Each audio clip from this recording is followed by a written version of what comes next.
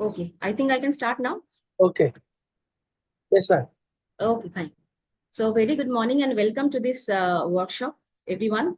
And I am Payal Mukherjee, Project Manager of FOSSEE at IIT Bombay. This FOSSEE is being developed at IIT Bombay. And today we are celebrating Guru Nanak Jayanti here. So very happy Guru Nanak Jayanti to all of you. So FOSSEE, the word FOSSEE stands for Free and Open Source Software for Education.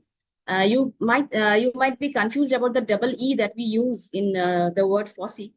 So earlier it was this training was only exclusively for the engineering students, but now it is for all the streams of education. It can be statistics, it can be management, it can be animation and graphics. Okay, so FOSSEE project is being developed at IIT Bombay, but we work with other institutes. We welcome all the students, faculty members, and even corporate professionals from all over India and abroad. So it is not confined within IIT Bombay only. Okay, and we are working for the national mission on education through ICT, and that's why our goal, our vision of the project is to reach out to every nook and corner of the country, and we even not we are not only focused to the only in the students who are dwelled at big cities. We also want to reach out to the rural people who have limited access of internet, limited access of finance. Okay, and this project is funded by the Ministry of Education, Government of India. So this was the background about FOSSEE. Okay, wait, my screen is static. Okay, now why FOSS? So FOSSEE, just now I mentioned that FOSSEE is always encourage the use of free and open source software. Why so? So it is not only because it is free of cost, you can get the software free of cost. Like there are FOSS alternatives for any of the software that are being used. For example, for Microsoft package, Microsoft Office, you have Open Office to start with the basics. So as most of you are from CS and IT backgrounds, you're engineering students, you might know that for each and every software, there are two versions: commercial versions, which comes with expensive licenses, and free and open source software, which are free to download and use. So, and it is free of cost. Okay, so but we don't only focus on the free of cost aspect of FOSS. Why it is free? So this free component actually is, there are four different reasons behind this concept of free and open source software. Number one, it is free to download. Anybody can download, install, and use for free. You can distribute the software for free. You can modify it for free, and you can distribute the modified version for free. And you can legally use it, because it comes with BSD and GPL licenses. So that is why the FOSSEE project encourages the use of FOSS in lieu of or instead of using commercial software. And the knowledge of commercial software is like, suppose you are going to a college, your college is giving you a book to use within the college campus, and you cannot take the book outside the college campus, or you cannot take the facility outside your college campus. Okay, so that kind of knowledge is always confined. So suppose you in your academic institutions, you learn a licensed or a commercial software, but when you go ahead and open your own company, okay, it will be a challenge for you to buy the expensive license of that software that you have learned at your college. So it's always better that you have the knowledge of FOSS, okay, as an alternative. Maybe you may not use it in your future, but the knowledge is always valuable. Okay, so now today we are here to have to learn something, to attend a workshop on desktop application development. And this workshop is a part of the competition in which all of you have enrolled. Okay, so mainly we will have hands-on training today, because FOSSEE focuses on the hands-on part of education rather than the theory-centric part. Okay, and you should please, I just request everybody to please concentrate and focus. And because this session will be a follow along with the instructor. So whatever the instructor, Mr. Diptanshu Dev, okay, he will instruct you. Please follow the instructions carefully and try to replicate each and every instruction. Okay, and prepare to solve a problem statement for the competition. Okay, so after we end the workshop tomorrow, Diptanshu will float a problem statement, and that problem statement is going to be very vital for you, because depending on that problem statement, you will be assessed. Okay, you will be ranked for this competition. So, what are the FOSSEE activities? So, FOSSEE, I just mentioned that FOSSEE focuses on skill-based education. Okay, so we envision to bridge the gap between the theory-centric academic knowledge, academic skills that you develop, versus the skill-based knowledge that is useful for industries. When you go, when you go ahead in your life and you join your company, the skill-based education will be more important. Okay, so I always say that both the things should go in parallel: your theory knowledge and your skill-based knowledge or your executable knowledge. So this workshop also is based on skill-based knowledge. Okay, so FOSSEE trains students, throughout the year. We start with the semester-long internship, and it is for 3 months. We start it around January of every year. Okay, then we float the summer fellowship. Summer fellowship is for 2 months. Hmm. And we float the advertisement for summer fellowship every end of February or March, mid of March. Okay, so please, keep in touch. I am there in the, LinkedIn. Please follow me, Payal Mukherjee. Okay, so I always keep floating these ads as and when it is displayed or it is announced by FOSSEE. Okay, and also I'll show you the FOSSEE website, and we announce the fellowship and internship as and when they are announced. Okay, so after this presentation, I'll also show you the FOSSEE website. Okay, and workshop also we offer, but the workshops are on ad hoc basis. So it is not that we float workshop in the beginning of the year or in the middle of the year or towards the end of the year. So as and when requests come for the workshop and we are ready to offer something, some new developments that we do in the project, okay, then only we announce the workshop. And whenever a workshop is announced, I float it on LinkedIn, and it is also displayed in the FOSSEE website. The URL for FOSSEE website is fossee.in. It's very simple. FOSSE, fossee.in. Okay, so after this training, we focus on output generation. Okay, so this output is generated in the form of case studies, research migration, circuit simulation. So we have so many, FOSS, okay, to offer, and every FOSS has every, different kind of output. For example, the DWSIM project is, used by the chemical engineering students, and their output is circuit simulation. Okay, similarly, it is for eSIM. eSIM is used for electronics and electrical background students. There also they use, it is an EDA tool, it is used for the electronic students, and they also build some circuits using eSIM. For OpenFOAM, which is used for the CFD students, computational fluid dynamics students, they produce case studies and research migration projects. So, FOSSEE encourages the learning that I said. The learning is skill-based, and you learn a skill and you produce an output. Okay, so once you join, you are a novice. Okay, but FOSSEE will train you, and it will train you in such a level that you can produce an output. Okay, isn't it interesting? Okay, so here are all the software that we offer for training. Scilab is for numerical computational software. It is a alternative of a very famous software called MATLAB. I hope all of you have learned about, you have heard about MATLAB. Okay, Python, I need not mention in this workshop what is Python and what is the use of Python. eSIM, I just mentioned that it is a EDA tool for circuit simulation. It is used by the electronic and electrical engineering students. Plus, Arduino and OpenPLC, they are the open source hardware, offerings from FOSSEE. OpenModelica is a modeling language for simulation and optimization of complex dynamic systems. DWSIM is for flow sheeting used by the chemical engineering students. OSDAG is used by the steel engineering, steel sector. OSDAG.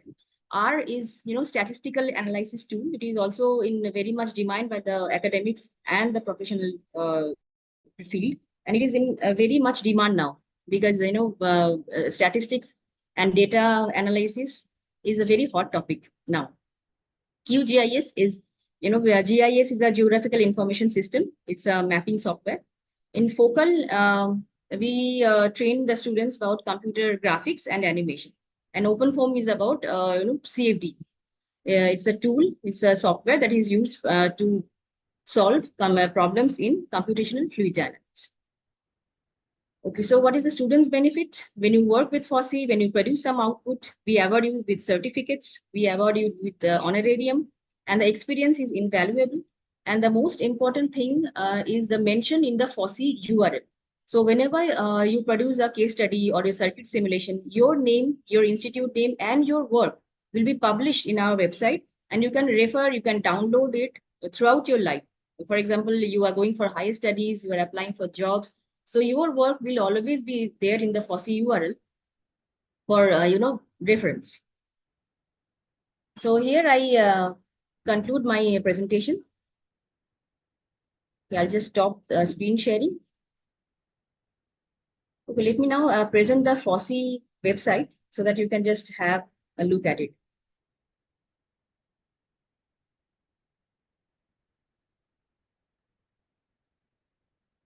Let me open the FOSSEE website and I'll present my screen.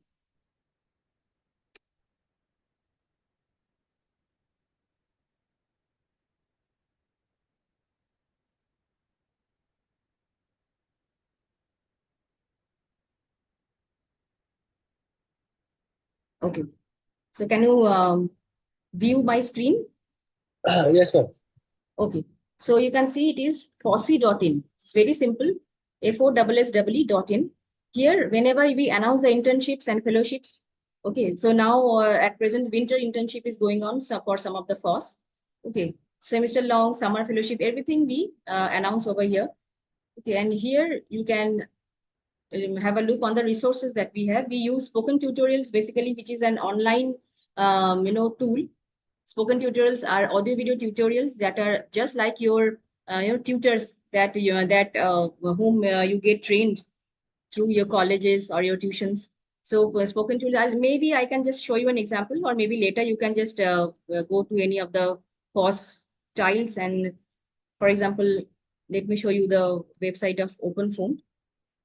It is free. This knowledge is free for all. We don't charge money for this resources. Just go here.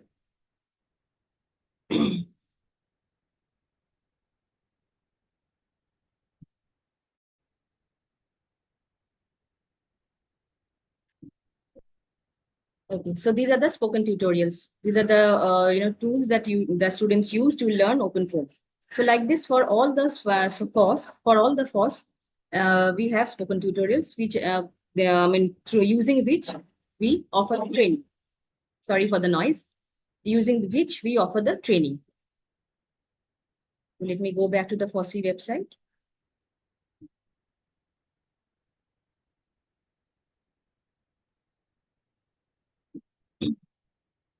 Okay. So if you click on any of the tiles, for example, Python, it will take you to the Python page. You can just browse through the activities. So I'll just stop sharing my screen. And I hope Professor Prabhu has joined, because after my talk, I was expecting Professor Prabhu's talk. So let me see whether he has joined. Yeah, Kailash, has Professor Prabhu has joined?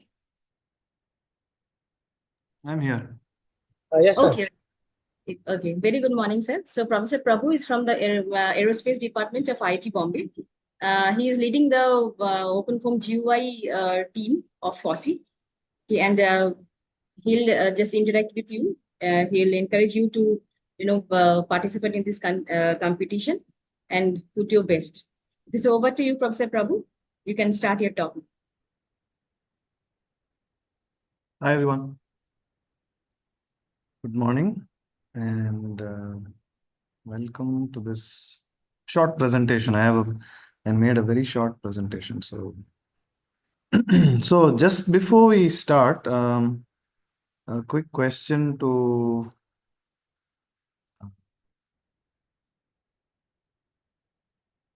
Payal. So basically, everyone here is uh, potentially going to intern for this task. Is that correct? Yes, sir. All right. Okay, can you see my screen? Are you able to see my screen? Yes, it is visible. Yes, sir. Okay, great. So this is more of a placeholder, some set of slides, some points I wanted to discuss. So what I understand is all of you are interning or planning to intern at FOSSEE, and you're potentially interested in a bunch of different things. And one of the areas that we have open for internships is the open form UI. So I've been given about 15 minutes to tell you why this might be useful or interesting. So I guess I can see a show of hands, right? There are about 35 participants, if I'm right. 38 participants, 35 participants. Okay. So how many of you, before maybe Payal can answer this question. All of the students are at what year of their college? Are they second year, third year, fourth year? We have a mixed crowd, sir. Mixed crowd. All right. Okay. So how many of you have a computer science background? Can I have a, I don't know, hand raise? Yeah, so many of them are from CSE, IT, and some of them are also from electronics background, electrical All right. as Okay. well. All right. Great. Thanks. That's good to know. Okay. So what we're going to talk about is very briefly what are desktop applications and how do you go about building them and why this is of use to you, right? So that's the fundamental question you're going to ask. So you have a spread of topics that you possibly can choose from. So why do you want to do desktop applications? Okay, so the thing is, most of you are actually fairly familiar with desktop applications. I don't really have to belabor this, but just to be clear, so everyone's on the same page, what do we mean by a desktop application? The biggest contrast we're looking at is we're looking at desktop applications in contrast with something like a web application. And if you look at the general trend today, web applications are a lot more preferred. The reason is you don't have to install anything. You don't even need, a computer or a desktop. So you can perhaps do it from the phone. You can use an iPad or whatever else. But obviously, not all applications are structured this way. And there is a reason why this is so. So desktop applications, as we know, are typically used either on a laptop or a desktop. That's the reason they're called desktop applications. And it's not as if there are applications that are primarily web applications that cannot be used on the desktop. So for example, there are many modern editors, for example, that basically use a web rendering engine in order to get a desktop application. So you can go the other way. But there is one major reason why there are a certain class of applications that do not do this. Is there anyone here in the audience who can maybe clarify or explain why you think a desktop application is still relevant today as against a web application, which is fairly ubiquitous today? Anyone? You can just unmute yourselves and speak. Well, I think that in case of web application, our data is stored in some sort of servers or and all, and in case of desktop application, it is stored in our local machine. So the Yes. data is more safe in desktop application. Okay. That's a very good point. What's your name? Sir, my name is Aditya Prakash. Aditya Prakash. Very nice. That's a very nice answer. But there's a little more to it. So, okay. So the data is safe on your machine, right? But safety has two things. Supposing my machine crashes, that data is no longer safe. It's gone, right? So there's an advantage so everything you decide to do, as an engineer or as someone building applications, you have to think about both the plus and the minus, right? So there's a The good thing is the data is yours, it's on your machine, it's not on a remote server. So what's the bad thing about it being local and not remote? One is, of course, if you lose the data, it's not a nice server sitting in a nice environment where it's not going to be, exposed to the elements. And so you're not going to have coffee spilling on it. You're not going to have some disaster happening there because these data centers are usually built to last. So typically your data is safer if it's on the cloud. But what's the big disadvantage with it being on the cloud? The advantage, yes, we You know, cannot available everywhere. Yes. you cannot process large amount of data on your local machine. It is there is a processing constraint on the data or memory constraint. Excellent, excellent. So to be a little more precise, the problem is the data is sitting somewhere else, which means you need a fat pipe, you need a large enough pipeline from your server to your local machine in order to get the data from there.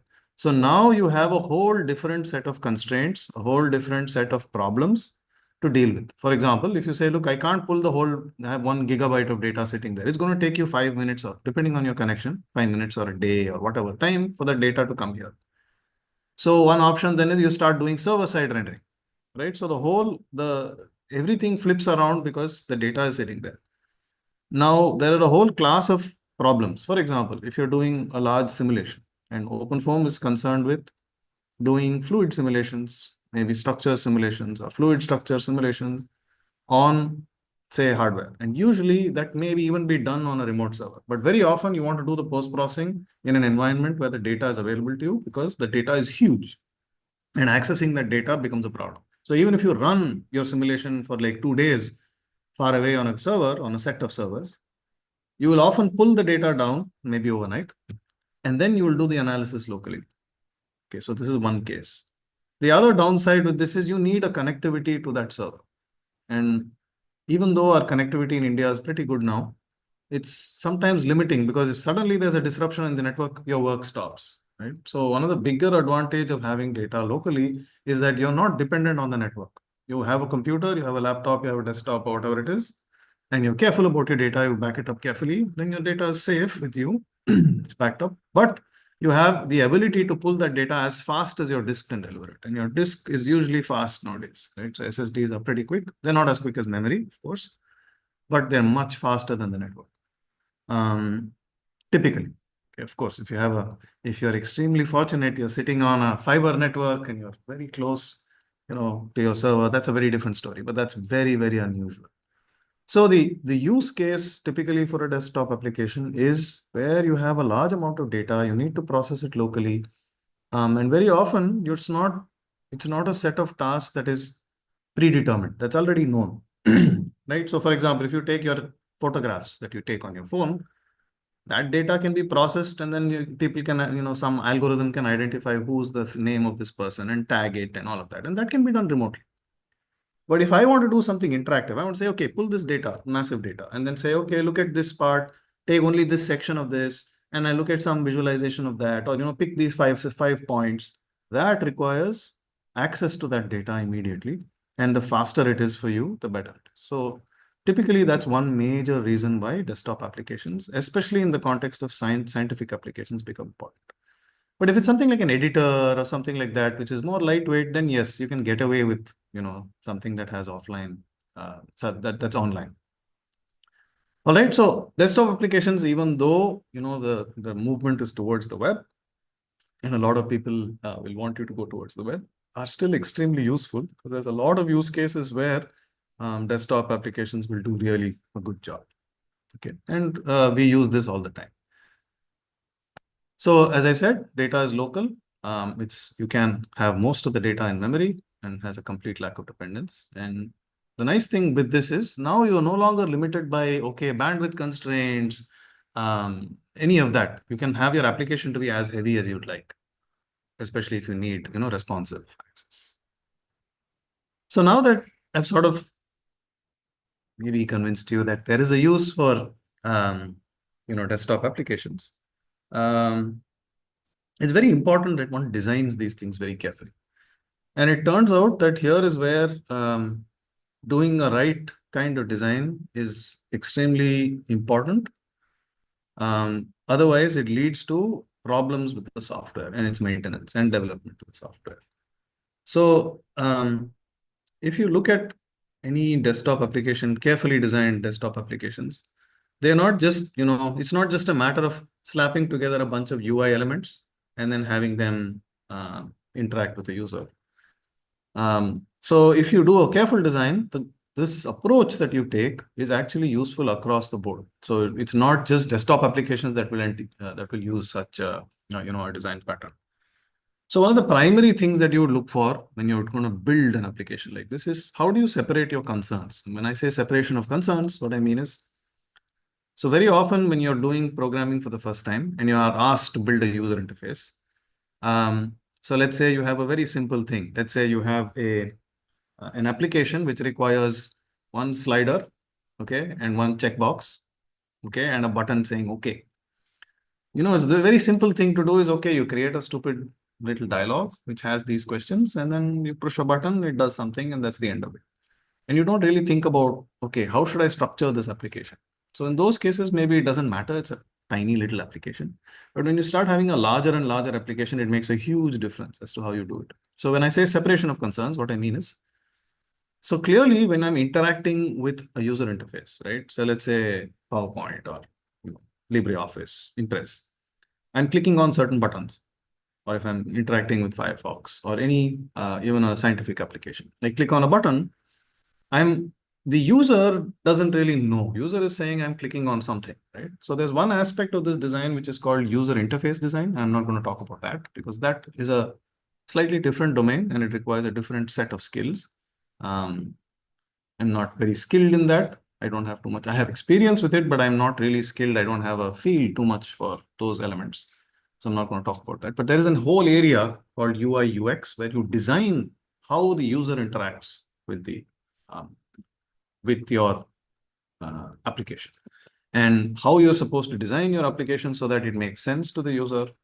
Okay, and that the flow is natural, the flow is nice, but we're not going to talk about that. What I'm going to talk about is, if you're going to build an application, what are the ways in which you're going to design such an application? So, as I said, you have a simple dialogue and you're looking at some button or some slider or whatever. A very simple way of doing it is saying, okay, you have the slider, when the slider changes, go do this, right? Call a function or something. Now, obviously, this doesn't scale simply because now what you've done is you have something which is showing you a representation, something like a slider, and then you have immediately something that takes an action based on that slider. And you have not separated the fact that one of them is just presenting a view of an actual thing that you want to interact with. So this is kind of an abstraction that's very important to understand, which is you separate the view of something from the model of something. So the model typically says, what is the data that encapsulates, or what is the data and behavior that encapsulates a specific thing? So let's say this remote I have here. Okay, so this remote, if I want to interact with, there are buttons, right? But it is a remote, and each thing has a specific function. What I'm actually seeing here is just an image, what's falling on my eye, right? So in the same way, what you want to do is you want to have an object that encapsulates the behavior of the thing you're trying to interact with. And then you have a view for that thing, which essentially is the user interface. And the user interface then acts on the object. And therefore, the object has state, the object has information, the object has behavior. And this object doesn't have a view because it's just an object, right? And instead you have, so for example, if you have a reactor, right? There's an actual physical reactor sitting there, but obviously on a computer you don't have. But the reactor may have state, the reactor may have a temperature, the reactor may have, some input variable that you can configure, right? But the input variable is belonging to that reactor. So you might create a reactor object, and that reactor object has nothing to do with the user interface, whether it be the web, whether it be, a desktop UI.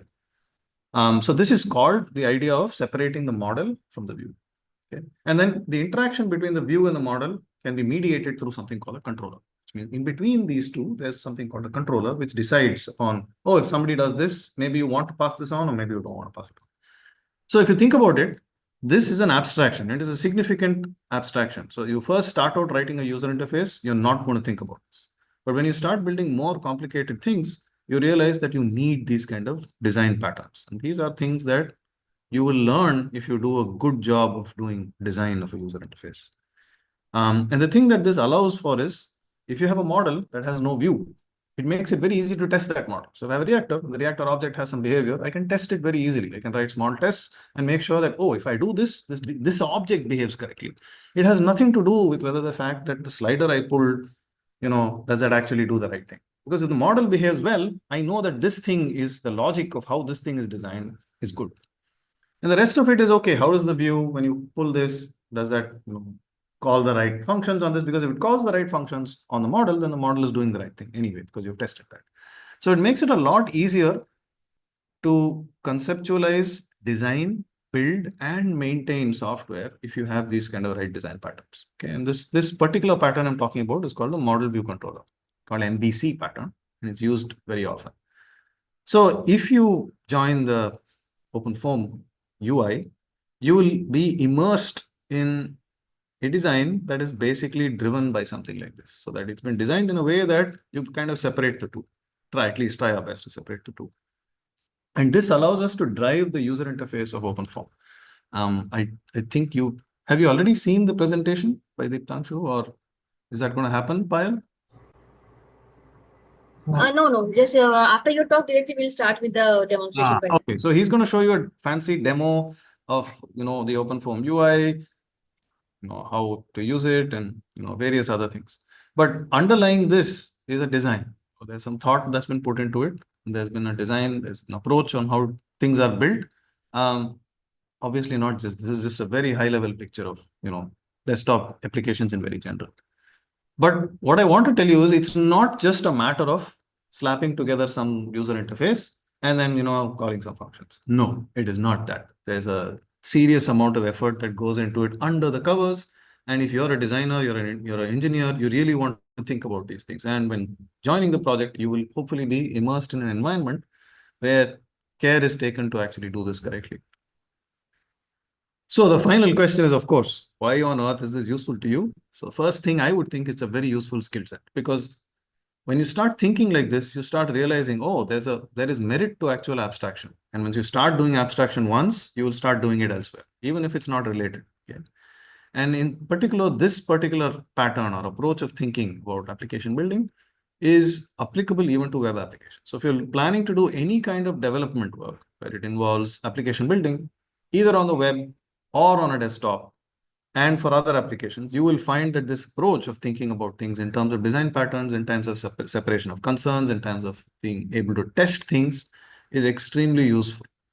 And the only way you'll actually understand this better is by doing it or being part of something like this. And the net result is you can actually build powerful, responsive applications that are easy to maintain, or at least easier to maintain, and have a much more long life.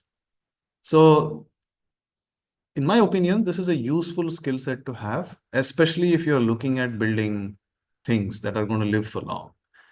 If you're just interested in, some new fashionable area or something like that, then it doesn't make a difference. But if you're looking to build things like this, it makes a big difference. So, yeah, I strongly encourage you to listen to what Deeptanshu has to say, take a look at it, and understand that under the covers, there's a lot of engineering, a lot of abstraction and thinking that has gone into what they've done. There are obviously things that you will find, oh, this could be done better, this can be done better, or whatever, and that can be your contribution to the project. But please understand that every design is going to be flawed. Okay, so there's always scope for improvement, and sometimes you might think differently, but try and see if you can retain the most useful abstractions or those ideas that you learned from something like this. So that would be my piece of advice to you. But yes, so I'm done with my quick talk. And I hope I've sort of told you at a high level, why this is actually good for you in terms of learning, in terms of, being an intern, doing something. And of course, the impact of this can be felt. So if your UI is good and you actually make some significant difference, a lot of people will use these applications. That's good for you. So, all right. So that's all I have. So if you have any specific questions, I'll be happy to answer them. How much time do we have, Payal? Are we out of time? Yeah, it's time to start the workshop actually. All right. Yeah. But maybe we can stop for a few minutes. If there's any questions, and then we can stop. Yeah, if there are any questions, please go ahead, participants. I'll stop sharing my screen so that I can see the screen a little better.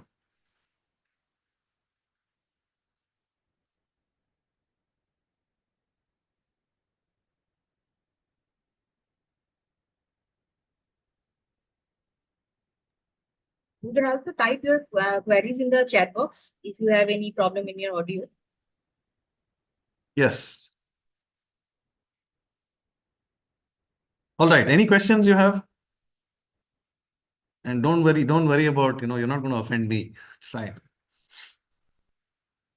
You can ask any question you want. So I'll wait for like maybe 30 seconds, and if there are no questions, I guess we can move on with the workshop. Any questions?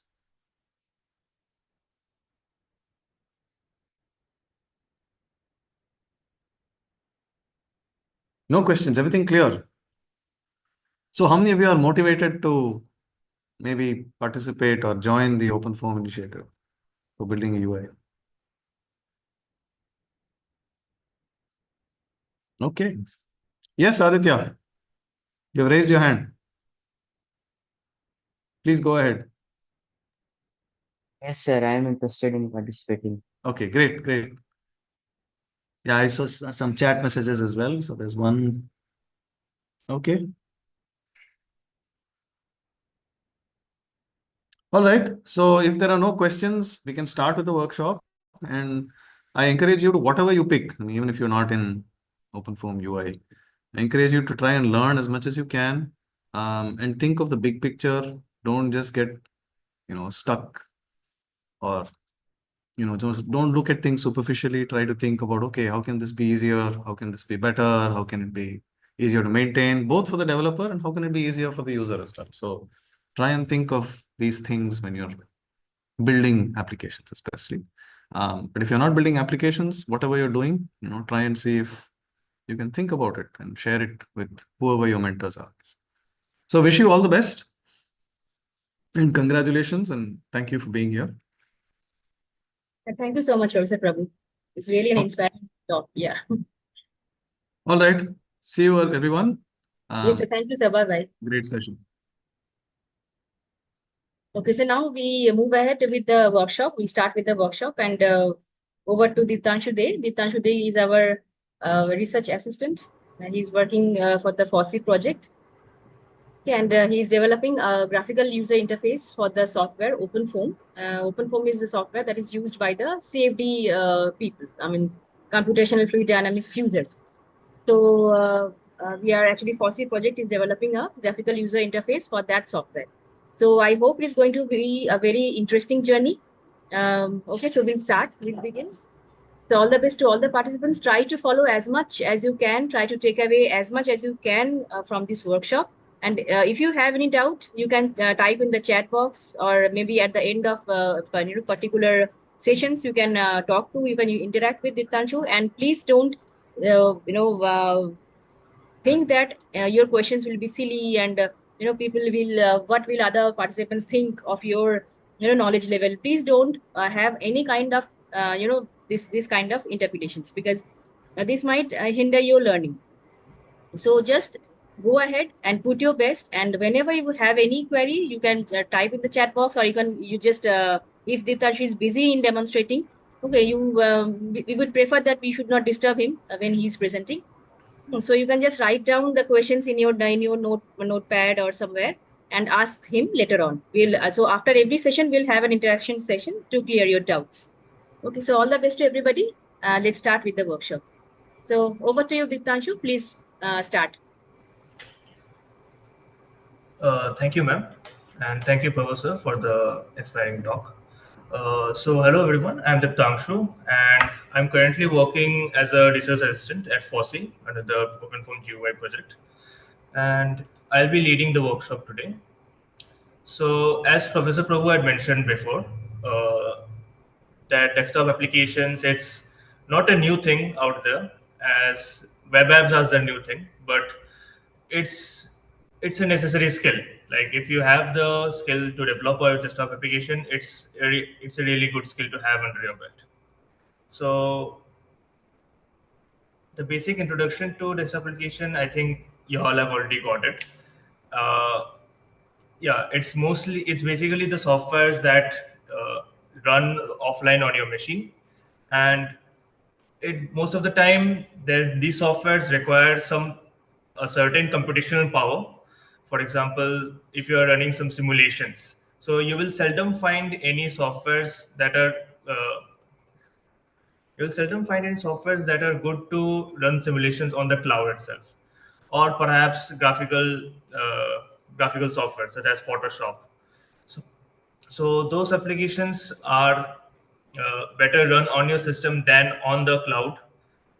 And yeah,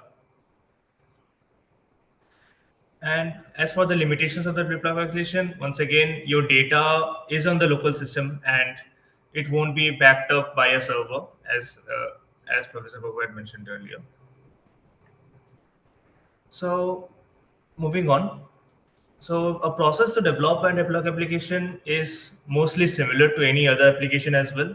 The only difference will be the tools that are being used. So for example, if you take an example of a normal website right now. So currently, if you were to build a website, your go-to stack will be React. Your go-to stack will be maybe the Mern stack, and where you will be using MongoDB for the backend, React and Node for the front end and the backend processing respectively. MongoDB for the database. I'm sorry. So in that case, if you were to build a desktop application with a similar functionality, so you might use the Electron interface, which is a framework for JavaScript for desktop applications. And you can also use the offline version of MongoDB for the database handling, or you can use an online API such as MongoDB Atlas for handling the database. As for the software architecture, there are a few architectures we can use. Uh, MVC architecture was already mentioned by Professor Babu earlier, where we separate the model, what is the actual data of the application, from the view of the software. And we have a controller which basically handles the data from the model and displays it to the user in the view. There is also a variation of this known as MVVM architecture.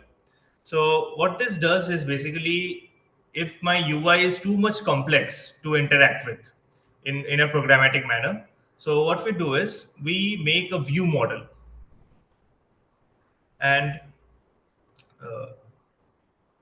yeah, so what we do is we make a view model, and that view model, whenever it senses a change in the model, it automatically handles the changes in the view itself. So such that I don't need to interact with each of the view components one by one. So this is MVVM is mostly used if my UI is more complicated, but if my UI is a bit more simple, I can go with MVC architecture. So in this project that I'm going to show you, I will try to use MVC architecture as much as possible. And I will show you an example of the MVVM architecture as well. Moving on, there are some certain practices that is useful in the software development field. So first up is modularity. So basically, if I am to develop an application, I can always write an application in just a single script. It's nothing that will stop me from writing an entire software in a single file. The problem with writing an entire software in a single file is, if I were to change a certain part of the software, or if my software is being developed by several people, a team of people rather than being a single individual, at that time it will be difficult to collaborate between different developers, and it will be difficult to maintain the software in the future. Also, if I were to move the development from one user to another, so suppose after me, if some other users are to take up the development of a certain software, they will face difficulty in navigating through the entire software and understanding the code base of what each of the thing does in their entire file. So in that case, modularity helps us a lot. Modularity is basically splitting the entire software into different modules or different parts. So for example, if I take an application, suppose a chat application. In that chat application, in the UI itself, so suppose if you take the UI of WhatsApp web. In WhatsApp web, your one module can be handling the UI of the chats that you see in the left bar. So basically the list of contacts that you have which are available for chatting. And there can be another module which is responsible for handling the current chat window that you have. And another separate module to handle the chat itself, the function of the chat, whenever you are typing and you are receiving messages from another user. So that's what mean modularity. And if and in that case, in modularity, if one module fails in some for some reason, so suppose in software things like uh, the dependency version been not no longer supported by other dependencies, like this, things like this keep on happening. So it helps us tracking the errors and pinpoint the issue wherever it is. Next up is single responsibility. So what this states is that each module. So in modularity, we've discussed about separating the software into different modules. Now each module can have more than one responsibility also, or it can have a single responsibility. So for example, in the chat application itself, I can build a module to handle both my sending messages and my receiving messages. Or I can make two different modules that handles the sending messages and the receiving messages separately, which is useful because again, if I'm using a backend API to store the data, I will need to make different calls based on the signals that the signals being my send message and a receive message. So that is another practice that is useful. Again, the next concept being reusability. What reusability states is that if I am making a function being a program function somehow, and I need to be able to use it in more than one places, so that I am not repeating the code many times. Again, an example of this is suppose I'm uh, yeah, suppose in the chat application, I'm designing the user authentication system. And for every login, whenever the user logs into the application, I'm generating a unique code that will be stored in the browser cookies that will handle the user session. So for this, I can either make a separate, I can either put a random number generator inside the login code itself, but a bit that will be a bit redundant because once again the login system can be used somewhere else as well if I'm into in somewhere else as well. So what I'm going to do is I'm going to have a separate file that has only the random number generator, and I can whenever I need to generate the random number sequence, I can just call the random number generator when if in whatever place I need it. So suppose I need a random number generator to generate unique ID for my messages itself, and I need to generate the unique ID for my user session. So in both the cases, I will be needing that unique string.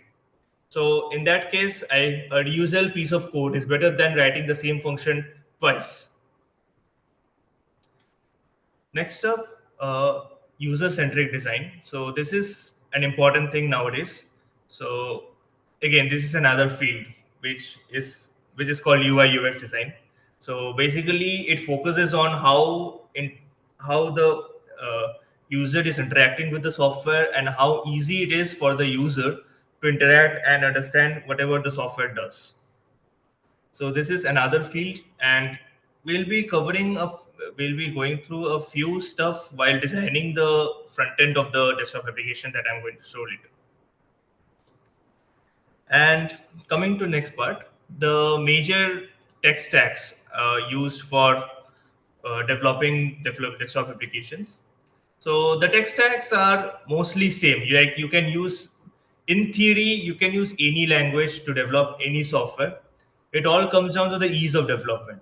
So, for example, uh, I can use, like, if you search on YouTube, you will get people building a database or a website in C++. It can be done, but it's difficult. So and it's easier to build this desktop, it's easier to build a website in JavaScript. So that's why people use JavaScript more than C++, of course. So again, for desktop applications, there are some frameworks that are widely used, that are commonly used and that are popular. So starting with, if your tech stack is Python, you can use the tkinter or PyQt for developing a desktop application. tkinter is based on the TK framework, again, which is a C++ framework. These are just Python wrappers around the original C frameworks. And coming to C frameworks, in C++, you have OpenGL, Vulkan, Qt, and you can go with GTK or TK itself. So for a desktop application, C++, C Sharp, or Java are more better options, because once again uh, they integrate well with, they are easy to use when it comes to hardware. So C and C++, it's more easier to access hardware resources from C to C and C++ than with Python. And also, C and C++ are compiled languages, so your speed of the application will be a factor here, when you're using the application. In Python, it's an interpreted language. So if you develop a GUI or a application solely in Python, it will be pretty slow than any other application developed in C++. In case of PyQt and tkinter, uh, what it does is, it in the background is used, for example, in PyQt, in background it uses the Qt framework in C++. So the speed isn't affected here. You're just writing the Q functions and the Q classes inside Python. And although it's recommended to use C or C++, due to the ease of programming, you can use PyQt, because the speed won't be a difference and you can do almost everything that Qt can do inside PyQt as well. And there are wrappers for OpenGL in Python also, known as PyOpenGL. And you will also find wrappers for Vulkan and many other popular frameworks inside of Python as well. If you're familiar with C Sharp, you can use the .NET framework. Same with Java. You can use Java Swing or JFX. For Java Swing, I think you might have heard about the NetBeans IDE in your school days, which is similar to the Qt framework, the usage. And moving on to JavaScript, you have the Electron framework. It's a bit heavy than the rest of the things out there, because, as Professor Prabhu mentioned earlier, a web application you can use the same technology as a web application to make a desktop application as well.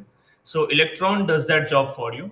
So what happens in the background is, Electron, what it does when packaging the software, it it takes a copy of the Chromium web browser inside it and displays the software with the Chrome web browser. So not only you are running your own application, you're also running an instance of the Google Chrome. So that makes Electron a bit heavy, but again, it's JavaScript and it's widely used. So people find it easy to develop things in Electron. And your favorite code editor, VS Code, it's also made in the Electron framework. And next up, Flutter. So Flutter, you might have heard, is used for mobile applications and Android and iOS applications, but it's also used for desktop application development, and you can also build websites with it. So all of these frameworks again has their own advantages and disadvantages. So for example, with OpenGL, Vulkan, or Qt, The advantage is being you're getting more low-level control to your with your programs, but it's difficult to code with in C++. Again, PyQt, what happens is you won't get that much low-level control, but it's easier to program. In Electron, it's cross-platform. Making cross-platform applications in Electron is easy because, once again, it's basically a browser running your software. So a browser is supported in every OS and in every OS. Whereas in Python or C++, it's a bit difficult to make cross-platform applications. So I have also included some resources regarding each of these technologies in the desktop application development website. You can feel free to check them out. And next up, another important tool for software development of any kind is version control. So it's version control. What it does is, no matter if you're using a collaborative environment or an individual environment, it's it's more necessary in collaborative environment because there are different versions of the same software in in the computers of the different developers in your team. So what version control does is it helps you to manage all those different versions together. So the popular version control software we use is Git, and I will show uh, I will show some basic commands using Git while during the hands-on session. The basic commands, basically you will need git add, commit, and push. Apart from that, there are more advanced topics in Git, and for which you can get some resources in the internet. And if you need some specific resources from us, we can also provide it. Moving on to GitHub. GitHub is just a platform that hosts Git repositories, and it's the most popular one out there. There are also some more version control hubs or web-based platforms to host Git repositories, known as there are GitLab, or there is also Mercurial. You can also check them out, but GitHub is being the most popular one. Uh, yeah. So during the hands-on session, I will get through some of the commands that are used in Git and GitHub. So moving on, now I will start with the hands-on session. So basically, you guys must have seen.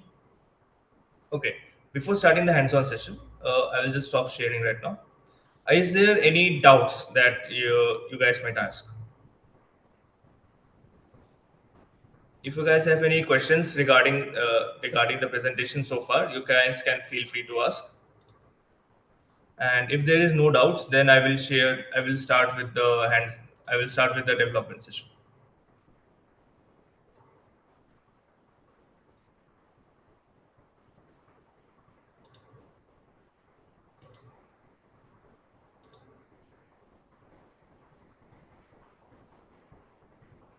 Do we need to install any applications for the development process?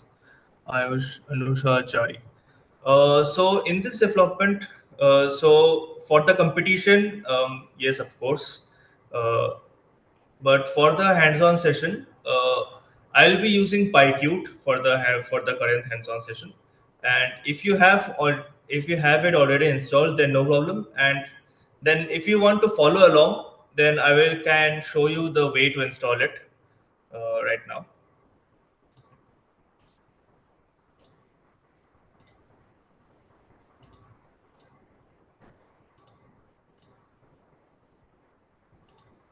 Okay.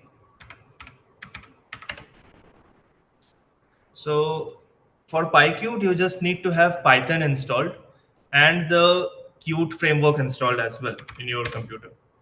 Sorry. Yeah.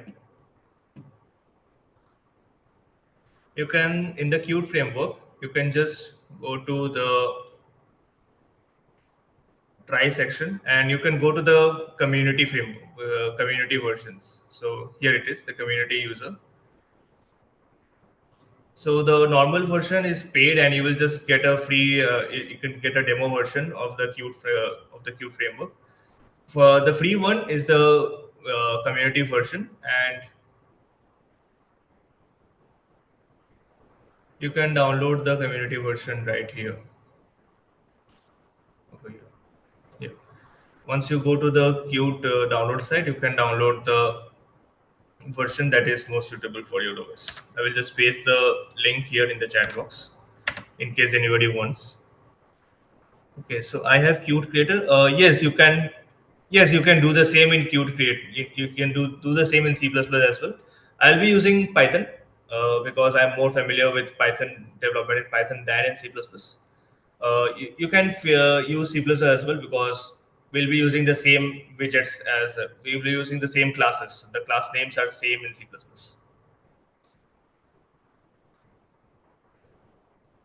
Okay, any more questions?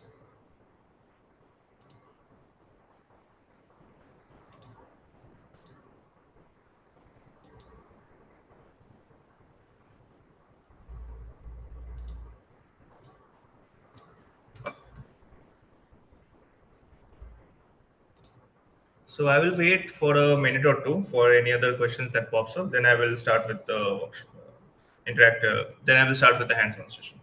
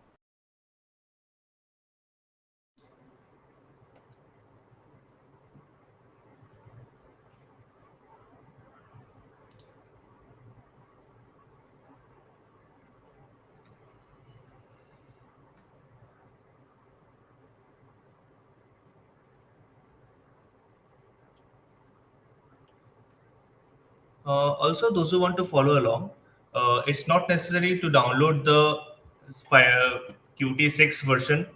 You can just download the Qt Creator, which is available in the Qt 5 version as well.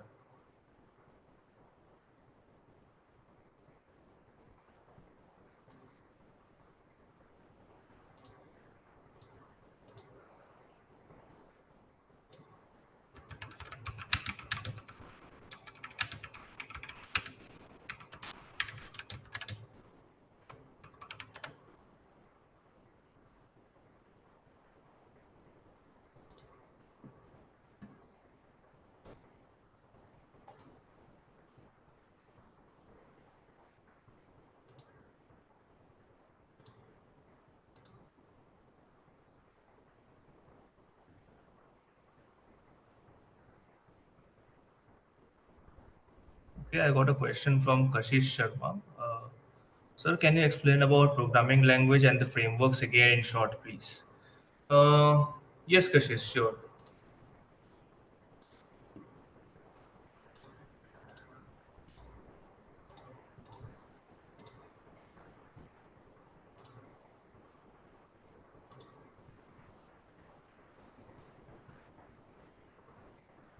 It is visible, right? Okay. So for the programming language, basically you can find frameworks for developing the desktop application in nearly every programming language that are used widely. The most famous ones that are being most widely used are the C++ frameworks like OpenGL or Qt. Now, developing in C++ is a bit difficult. So you can, if you are using Python, you can use tkinter or pyqt. And if you're more familiar with JavaScript, you can use Electron. But once again, each of these frameworks have their own pros and cons. For example, Electron, it's easy to develop in Electron because it's JavaScript and it's cross-platform as well. But the disadvantage being, it will be a bit slow to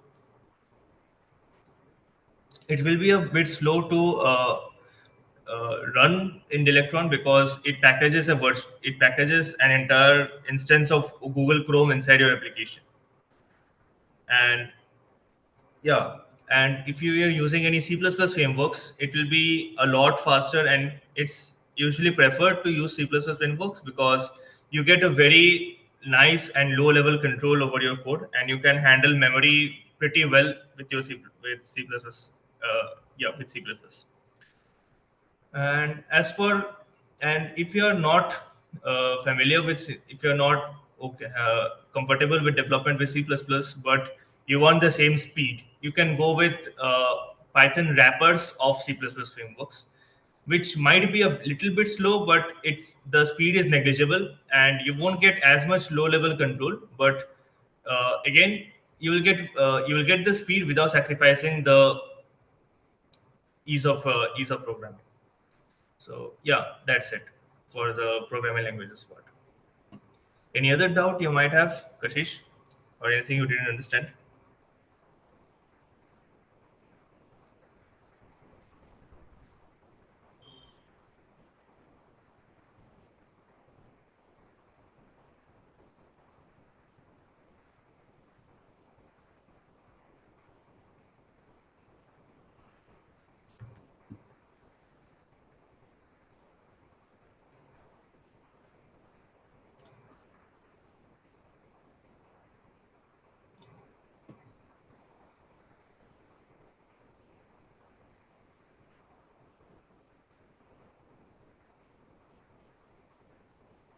Okay, no more doubts.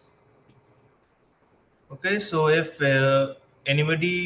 nobody has any more doubts, then I can proceed with the development session.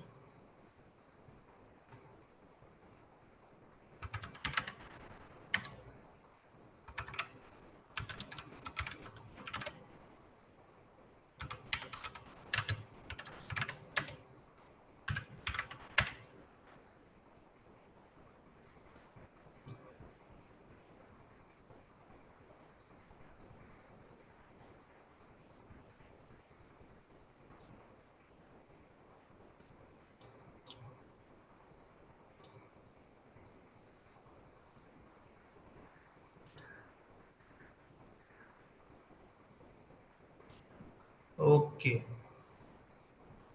so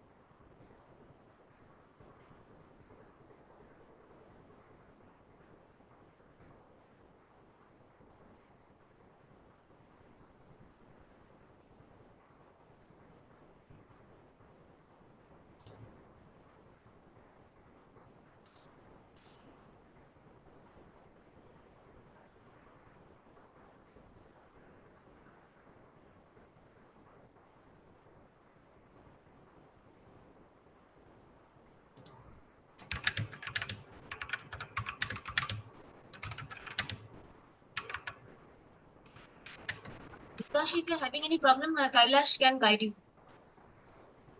yes. So I'm unable to share the entire screen. I think I don't have the permissions for that. Kailash, Pradeep. Yes, sir. I had given you the permission. You can share the entire screen.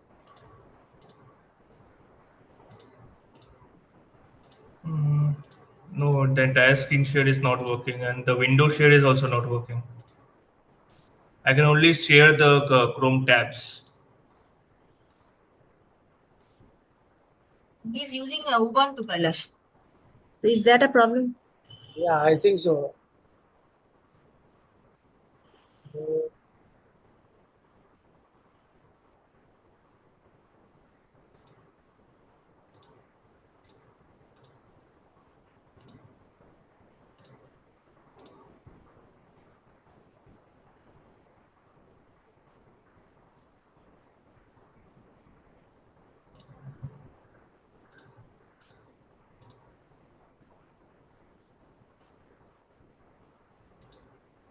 Ritashi, there is a question in the chat box. Do you answer it? Is it necessary Is it to necessary install? to install Qt right now? So if you want to follow along the the development, then you can install. And of course, prerequisite being you need to know Python. Otherwise, you can just keep notes of whatever the processes I'm doing, and you can later on do it on your own.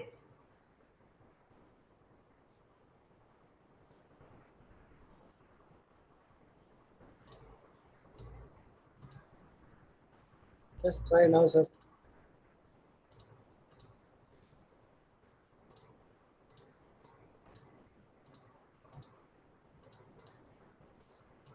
No, so still now it's not working.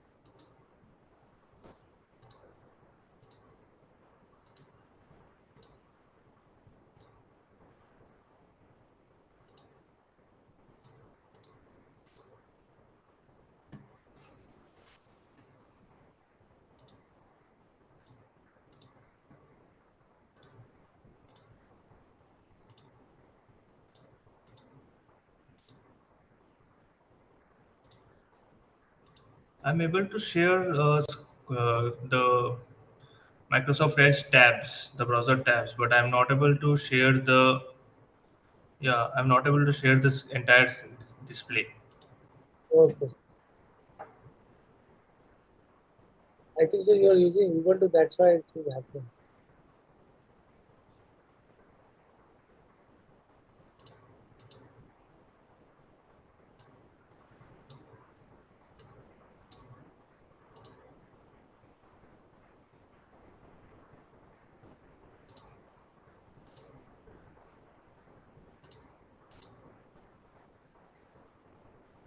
Give me 2 minutes. I'm trying from another browser, if possible. Okay. Sir.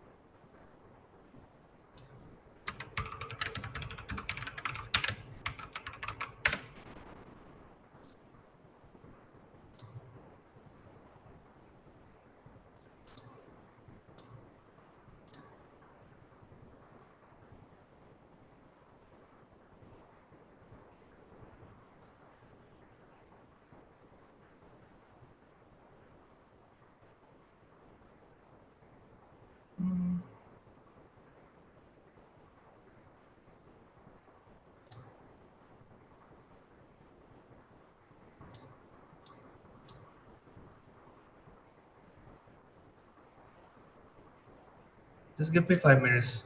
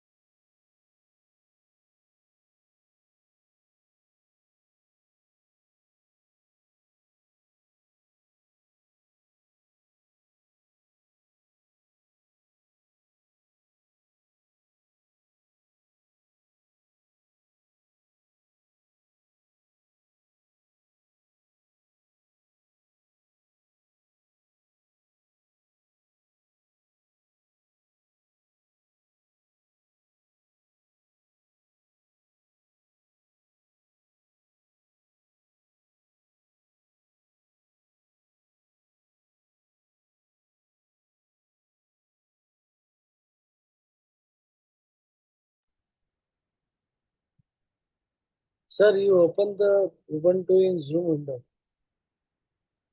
Try that one.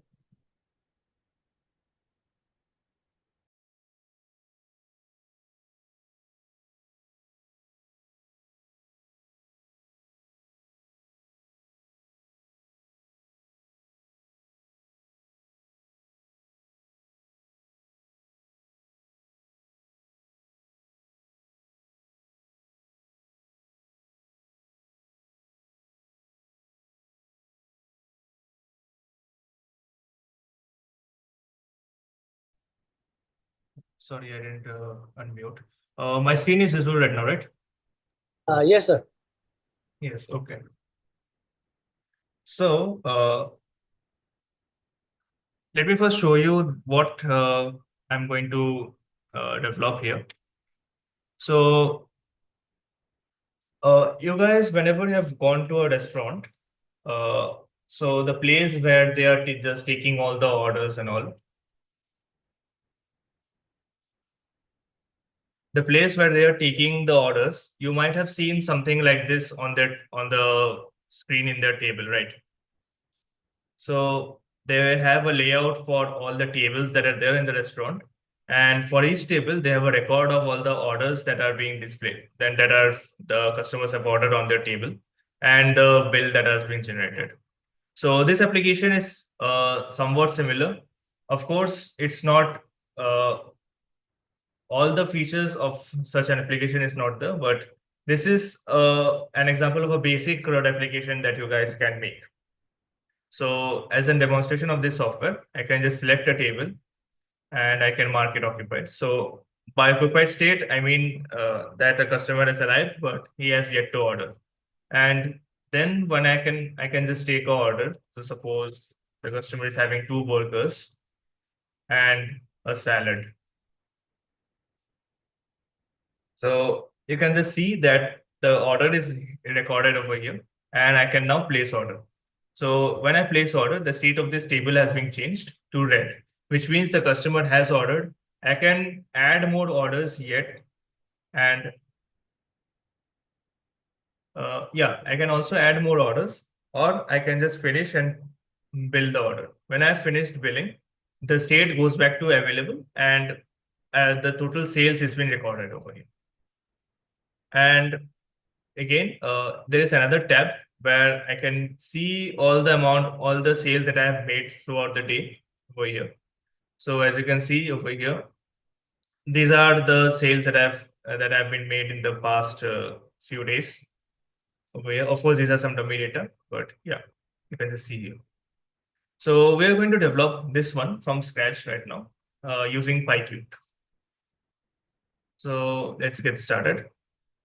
So to start off, so as one of you mentioned, you are using Qt Creator. So I'll be using Qt Creator as well to develop this one. So let me just make a new project here. So in the new project, I will just select Qt for Python over here, and I will select a window UI, so that I will get a base main window widget to start my application. Once I choose that, I will get another prompt to select my project. So I will just select a path over here for that project.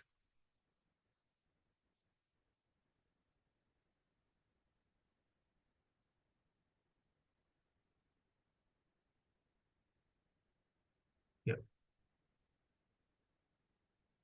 The name of the project can be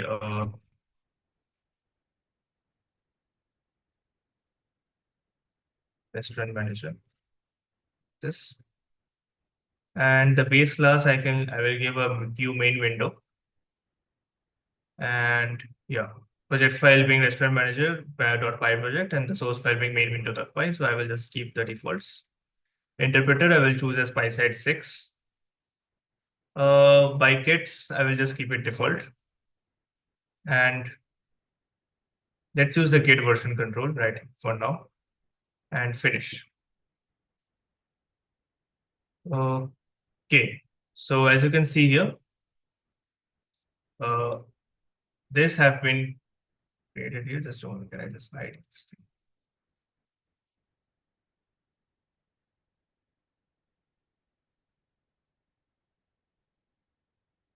Apparently I can't hide it.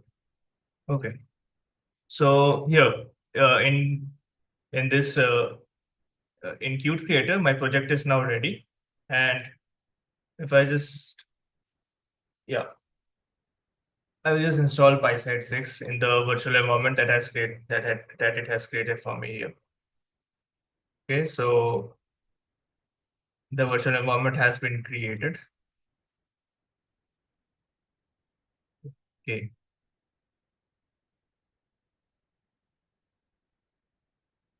So wait, I will just restart my VS Code.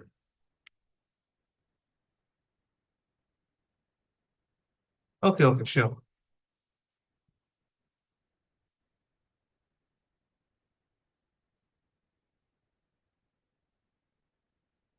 So we haven't done anything here, right? We have just created the project in the Qt Creator right now. You can just manually type out these files as well. I prefer using the Qt Creator because it also creates a Python virtual environment for me. So if you just see it in VS Code, I have the following files over here. So I have the PyProject file, which just keeps a track of all the files that are here in my current project. It has the documents.txt, which only has Python PySide 6 for now. It has main window.py. So this is my main executable one for my project. So if I were to run my project, I will need to run the main window.py file right here. I will just demonstrate it once right now.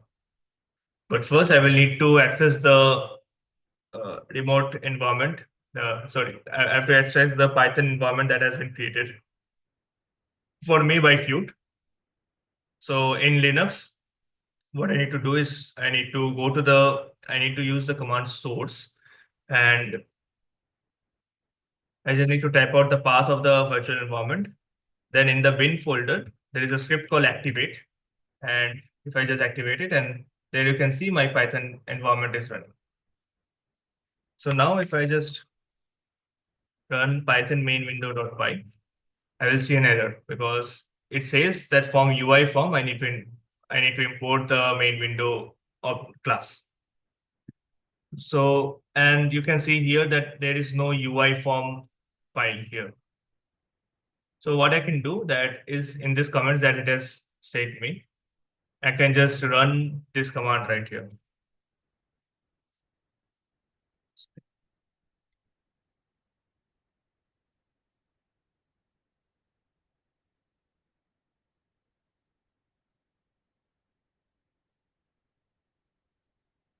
And I'll be giving those commands step by step. So you can see it right here, or do you need me to copy and paste the commands in the chat box as well? I'll paste in the chat box. That will be. So I will just explain what it does is, it calls the PySide 6 utility to convert a UI file into a Python file. The O flag is just the name holder. The O flag is used if you want a custom name for your Python file. Otherwise, you can use it without the O flag, and it will just print out a form.py file.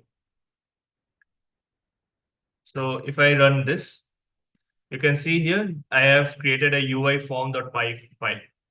This file is nothing but the Python implementation of the .ui file.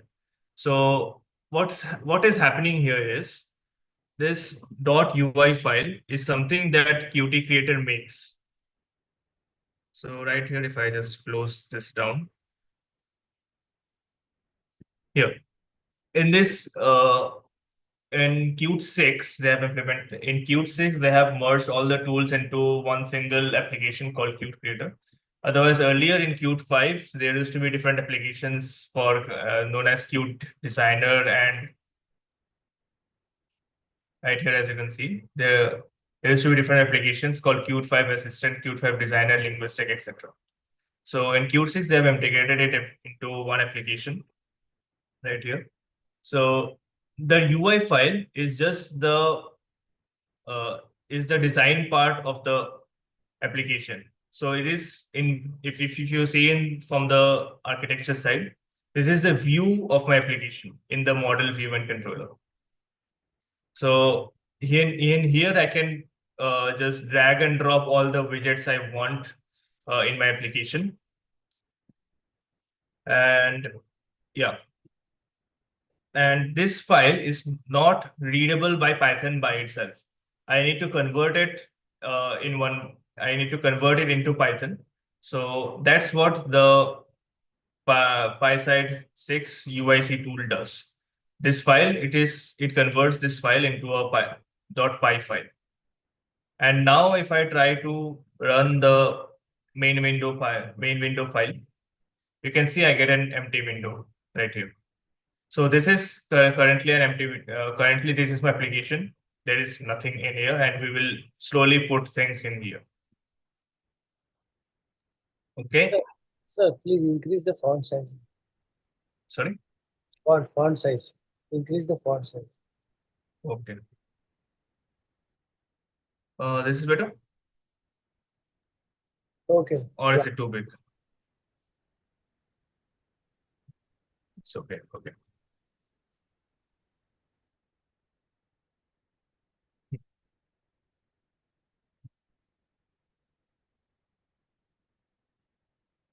Okay. So first things first, what we'll do is we will first design the UI over here. So I like to keep a top bar. So I like to keep something in my top bar so that I can add things later on. So I will just put a view over here. And I will just put an about statement here. So this is my top bar over here. So top bar is basically this thing where you can see this file, edit, view, build, all those things. So this is the top bar widget over here. So in the right side, you can see that I have a list of all the widgets that are being displayed. So in this menu bar, you can see that I have these little menu objects, and these menu objects are nothing but these lists and that are being made here. So after this list, I will just add a tab widget. So you can just search here and you will get tab widget, which is a contain. I will go with a container one because inside this tab widget, I will put more. Inside this tab widget, I will put more things later on.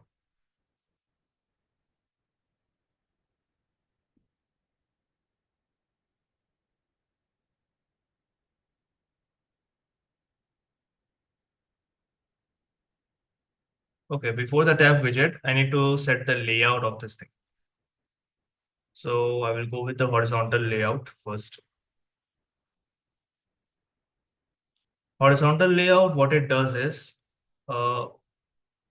it aligns the elements that I'm going to drag and drop in this automatically in a horizontal manner. So for example, I'll put a queue widget first over here. And you can see that I did not need to resize it. The queue widget by default, it occupied the entire area. Then I will just put a tab widget. And I have the option to enter the tab widget anywhere in the left side or the right side. So if you see it carefully, you see that there is a blue line over here. So that means the tab widget is going to be inserted on the right side. For now, for this project, I will be inserting it in the left side. And you can see that the widget, the normal queue widget it's smashed right here. So you can just set the sizes in there. How to add the navigation bar in Qt Creator instead of C++? I think it comes by default. You don't need to add it right there. If you choose the Q main window starter file, it comes by default.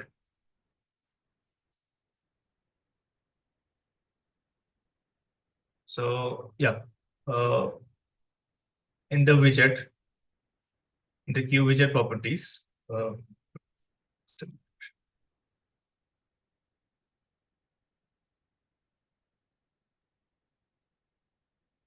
speed up. Okay, I will be inserting the tab widget over here.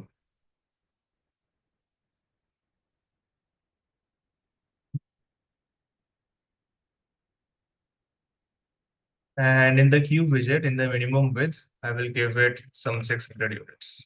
The 600 units, 200. Here, that's better. Now, in the tab widget itself, I will be giving a grid view.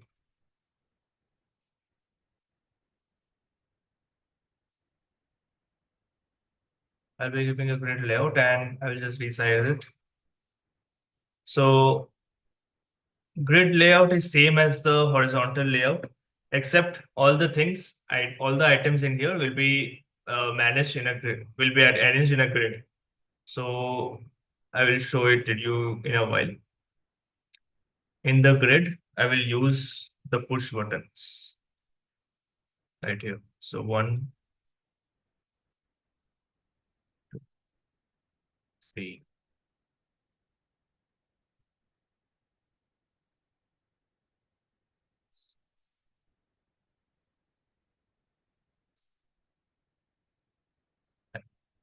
Yeah.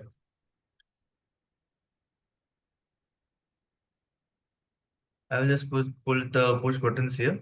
And in the properties itself, again, I will just select everything together so that all the properties of the push buttons are copied.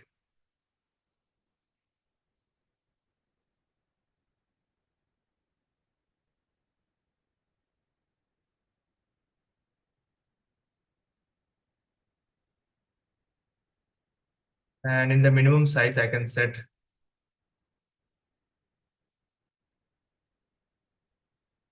100 and 100. So you can see all these push buttons are now square and they are in a grid right now. So that's this grid is going to act for as my table layout into the application. And in the queue widget itself, I'm going to put a few labels first. So first label, I will just put it right here.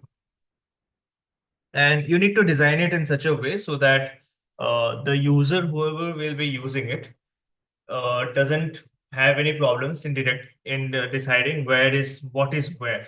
So when it comes to designing, the first things we need to keep in mind is the design should be functional. And once you have made a functional design, you can work on making it look pretty. Because the main thing is about the software is it being functional. If it is not functional, then it won't be any use to making it look pretty. So I will just put a table number here.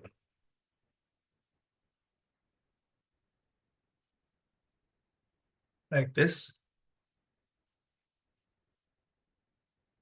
And let's say I will just put it 0 right here. We can program these labels to change the numbers later on. Next,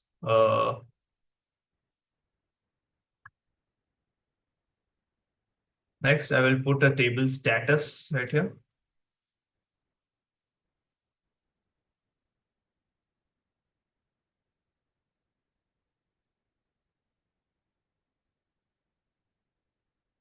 And for now, the hard-coded value, I can just put it as available.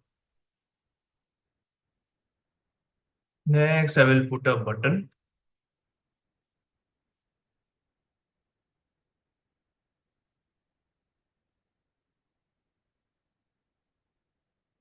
The button, let's say it has our page.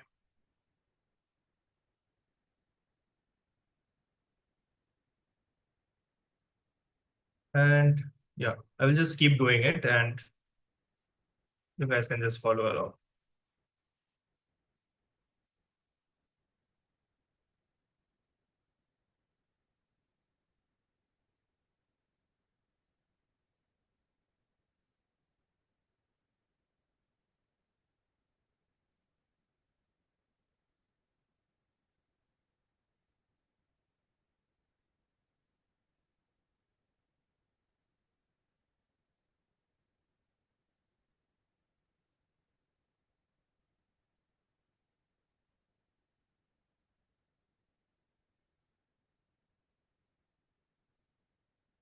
Now here I'll be using a combo box and a spin box. So combo box is basically a drop-down menu and spin box is basically a number selector. So you can just enter a number here. Yeah, you can see.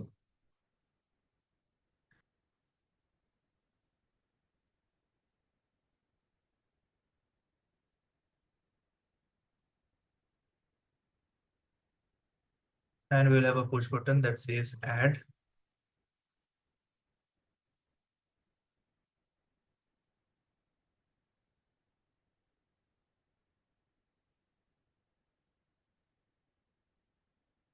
Next, we'll have a table to display all the orders that we have here.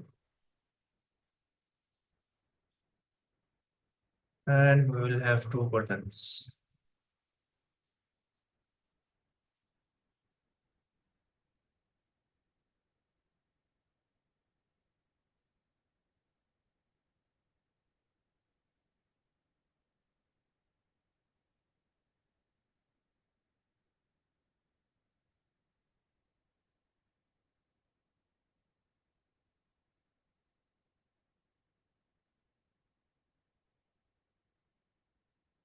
Okay, and last, I will have another label over here to display the total sales that we have made that day.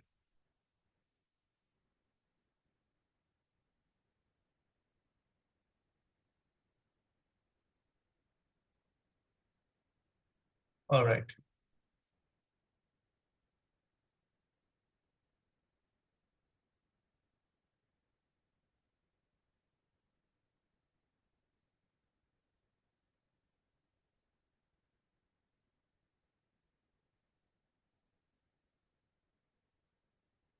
Now I will just change the tab text right here. So first tab is tables.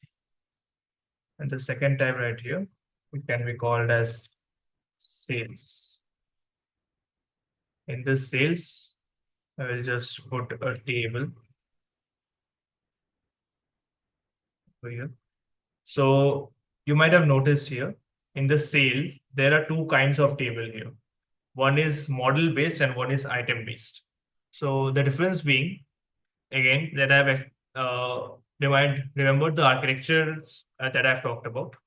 So in the model based table, you have to define a view model that that renders the table based on the changes in the data, that based on the changes in the data.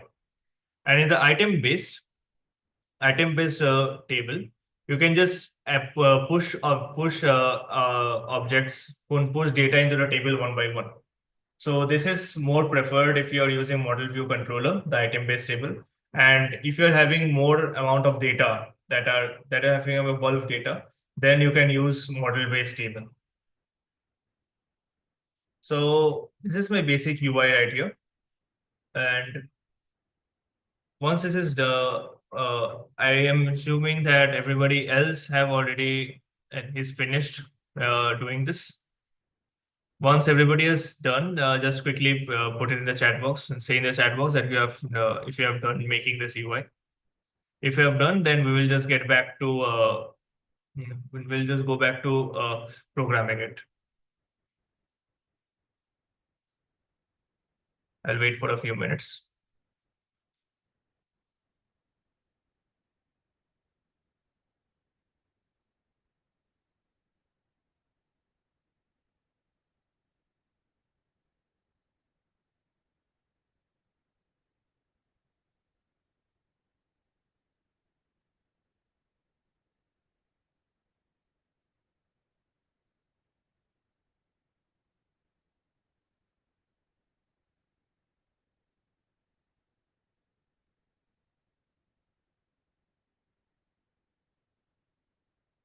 Once yeah, by default, the design section will be disabled in the Qt creator. You need to double click on the form.ui file on your editor. So right here, if I just select here, see right now the UI is, the design is disabled for me, the design tab. Now, if I just double click on the form.ui, it switches to the design tab by default. So the .ui file is the UI files, is the actual front end or the view that is going to be displayed in the application.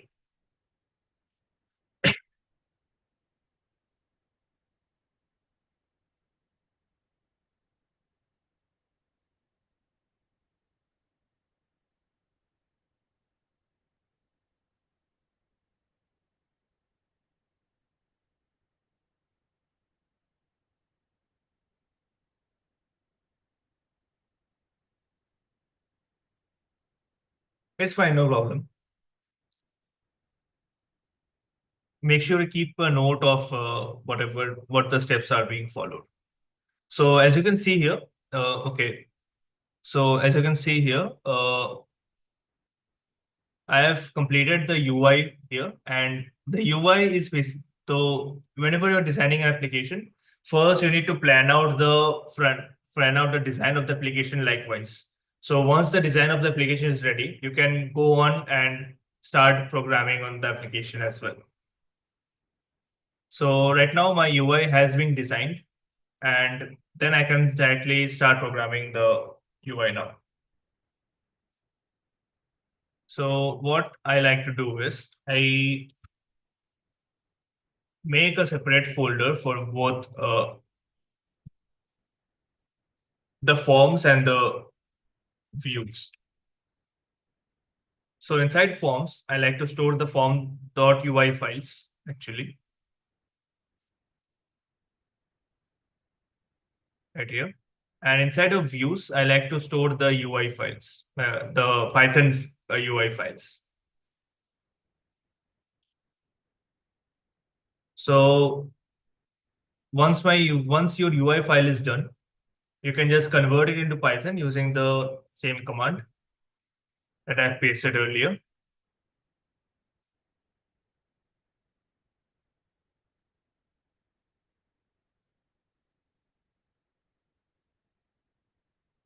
Here you need to mention the path that you need to that you want. In my case, it will be views.view.py. Now here, instead of PySide 6, if you're using PyQt5, then you can also use PyQt5 UIC and the same command as well. The only difference will be the files that are being generated.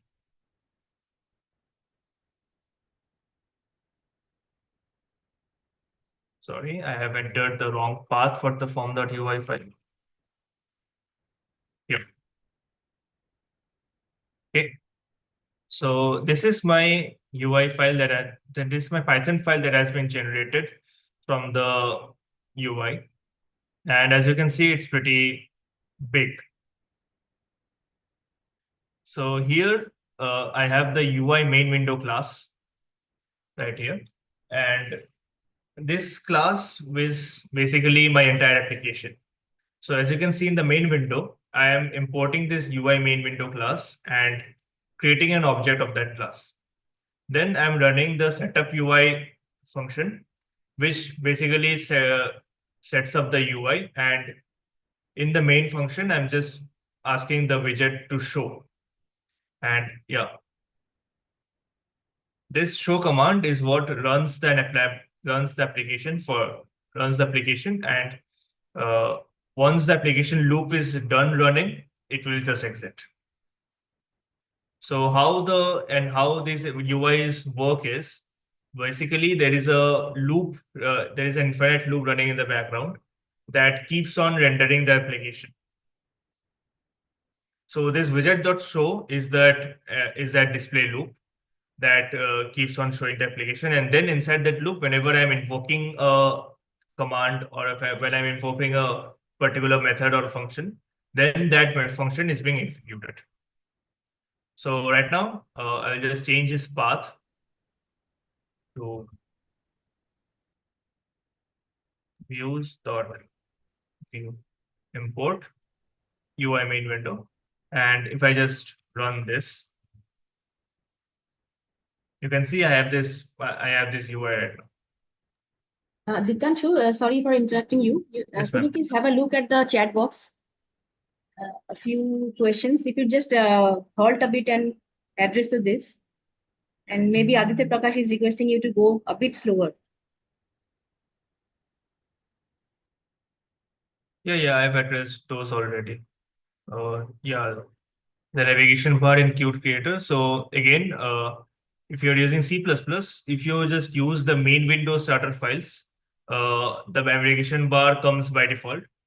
If not, you can just a moment. What this? If not, then you can just use the menu bar widget. So Okay, so the menu bar widget comes with the main window starter file itself. So you can just use that. The design section is disabled. So basically, if you double click the u.ui file, you can switch to the design. You can switch to the design tab.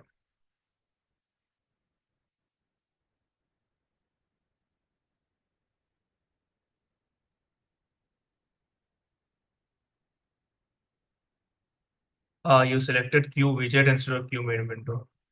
It's okay. You can just start a new file as well. It's no issue.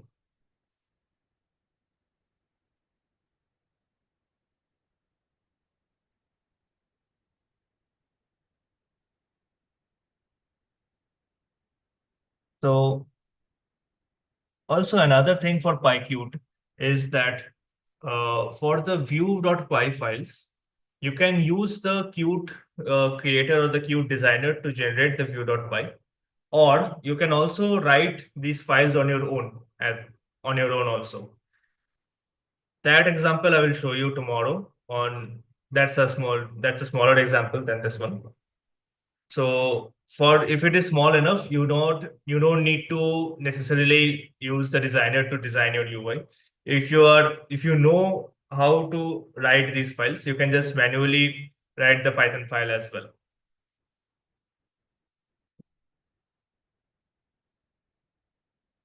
Okay. So if everybody is done with the UI, I will start the programming part.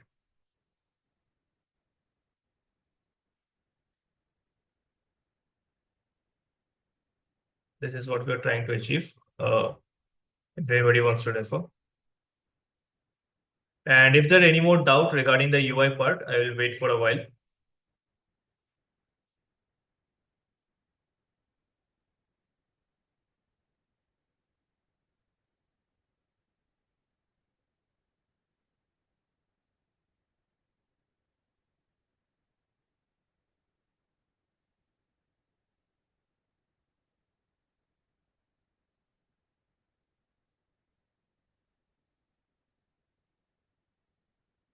If there is no doubt, then I will continue.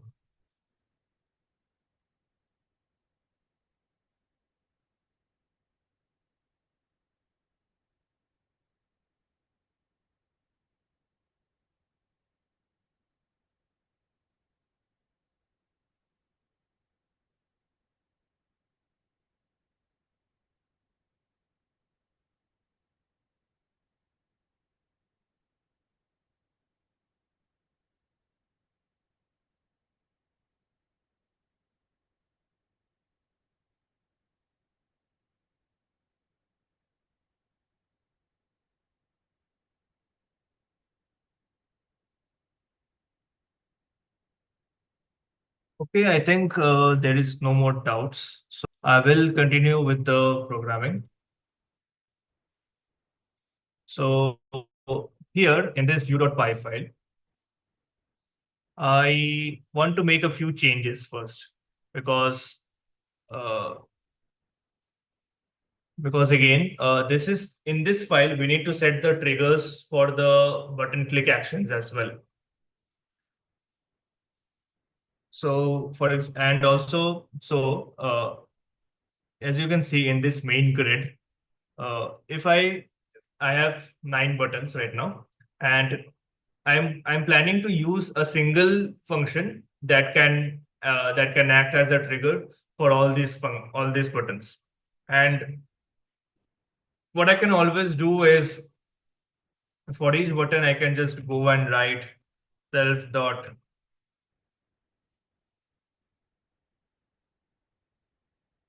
push button, then the number 6 dot clicked, and I can just say self dot button clicked. But the problem with this is I need to write this line for every button that is there. And in this button click method, I need to know a way. I need to know a way in which button is being clicked, because as you have seen earlier, I need to change the color of the button based on the based on the click event.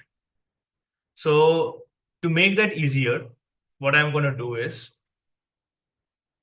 I will just copy this one button right here, and I will write a custom code for rendering all those buttons right there. So since I have a 3x3 grid, I will make a loop for 3 cells.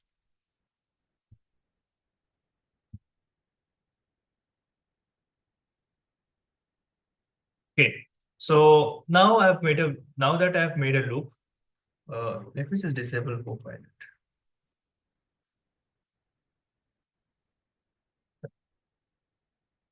So now that I've made a loop, in this loop, what I'm going to do is I'm going to have a table number. I will just record the table number and I will just use this formula.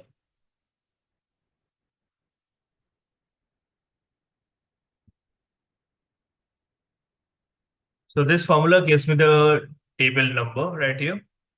And then I will declare a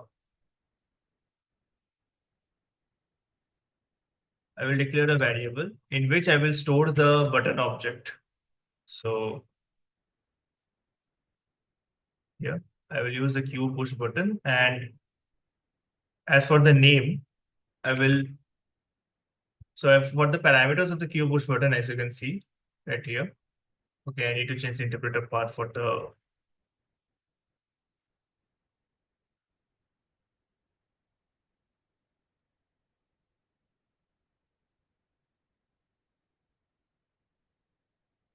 So here is another cool tip. So if you were using VS Code, you can actually see the documentation for each of the classes out there.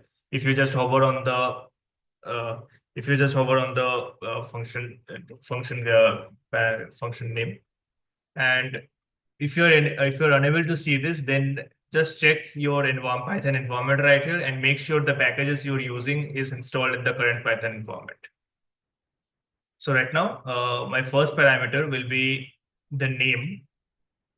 So for the name, I will just use table, and I will just use the tnum variable right here.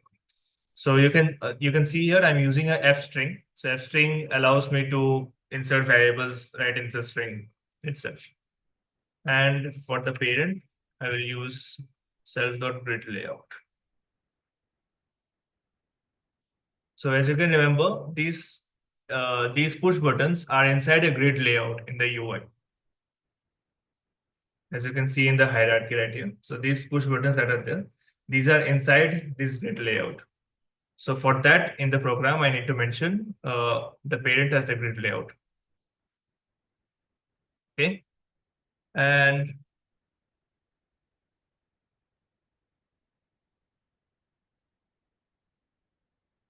I will just copy all these things, all the basic things right here.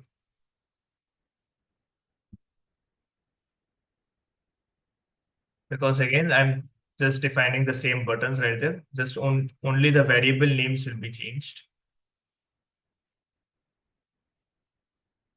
So instead of self.push button, it will be just btn right here.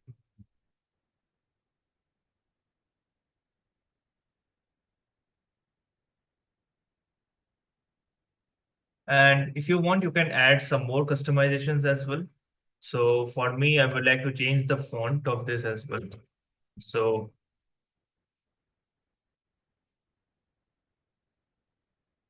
for changing font, you can use Q font, and in the Q font object,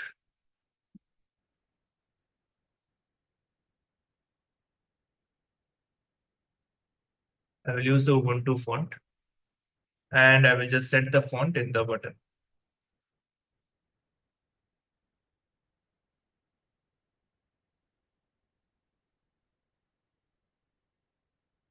Right there. Then the main part. So all the buttons that I have done here. So basically just calling this right here this amount of code is enough for rendering all our buttons. But I want to also access the buttons and their methods later on. So what I will do is I will create a dictionary in the object as well called table buttons, and I will assign, and for the key I will use the table number. Then for each of these elements I will have two values. One is the button, which is the button variable itself, the object, and another is a status. So for the status, for now I will just leave it blank. I will come to it later on to change it. And then finally, I can just add the widget to the actual UI. So self.widget dot grid layout dot add a widget. I will add the button widget, and I will give all the parameters that I need.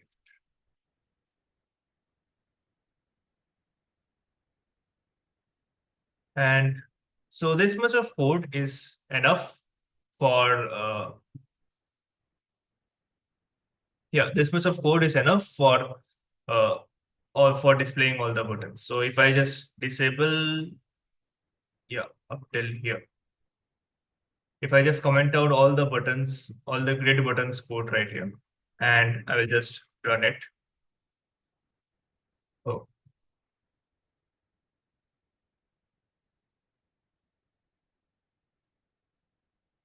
okay, sorry, it will be grid layout widget. Now if I just run it, okay.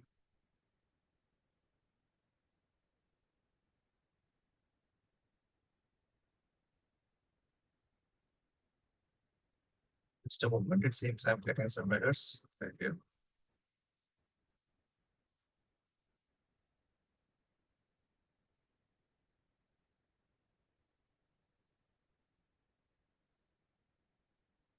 Okay, forgot to add the Q font.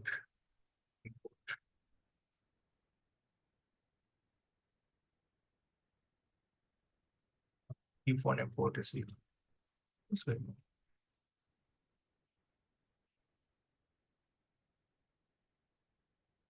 Okay, sorry, right.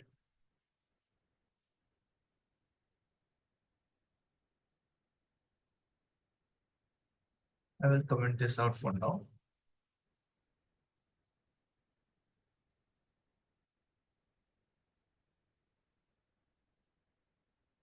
Okay, and yeah, for this here, I need to disable these from here as well.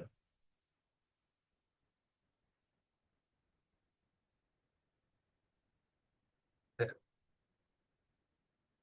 And then you can see it all works the same. So right now, these buttons that are being displayed here, you can see the numbers being set properly. And okay, there is a slight problem with the numbers. I think, yeah, it should not be 4, it will be 3. Yeah, now it works fine. So as you can see, instead of declaring the buttons one by one, so what the automatic generator did was it generated the buttons one by one. What I did was I generated the buttons in a single loop. The what it does is basically I can do the same amount of thing in less amount of code. So this is a good practice, and later on when I'm attaching all the signals, it's easier to do it in this manner. Okay. Do you guys have any doubts so far in this?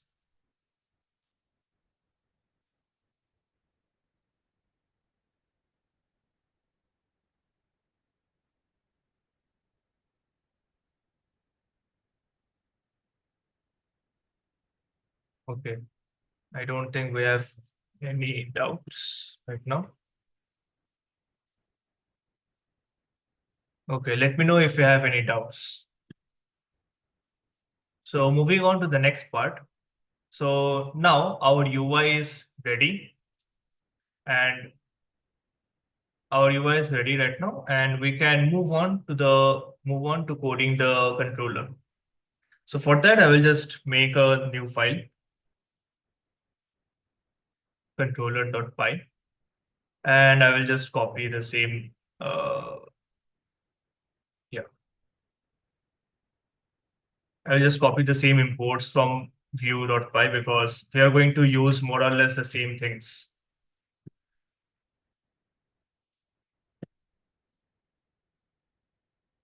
And also, we will just import the view file from here.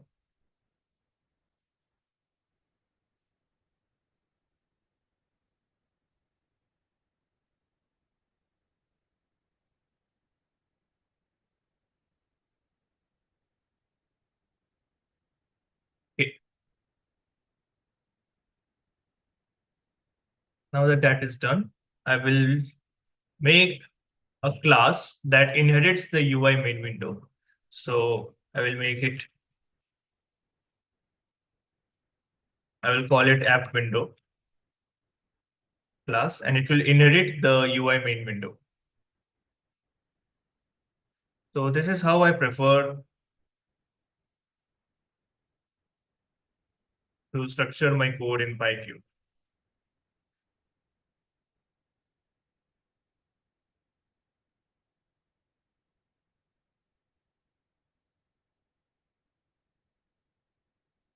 Okay.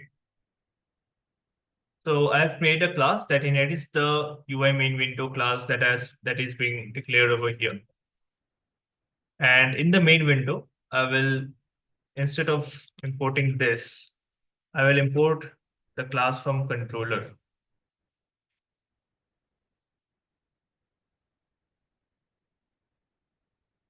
Okay. And here, instead of the UI main window class, I will initiate the app window class. So it has the same methods, but what the better then if the advantage of doing this is when I can create the functions that addresses to the signals in the front end more easily, and I have a separate file to manage them. And in the future, if I need to change something in the view, so for example, in the UI itself, in the form.ui file, I change something. So for example, now if I just decided to add another button right here and I regenerate this file, then all my connector functions won't be lost. They'll be still here in this file, and I just need to rewrite these. I just need to rewrite this portion and some connector code only. So that makes basically the maintenance easier. So yeah, once we are here, and here in Python, basically the super init this command, the super.init, basically initiates the parent class of the current class. Okay, and any doubts? Let's see. Sir, you have used VS Code for this coding. Yes, I'm using VS Code. You can use any text editor that you like.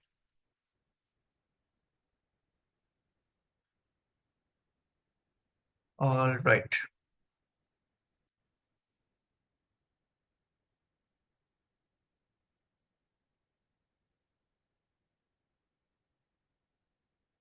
All right. Okay. So yeah, let's get going with the coding now. So yeah, as I mentioned earlier, the reason why I wrote this loop is to make it easier for writing the connector functions for this buttons. So as you can see right now, let's not write this push button C, sorry.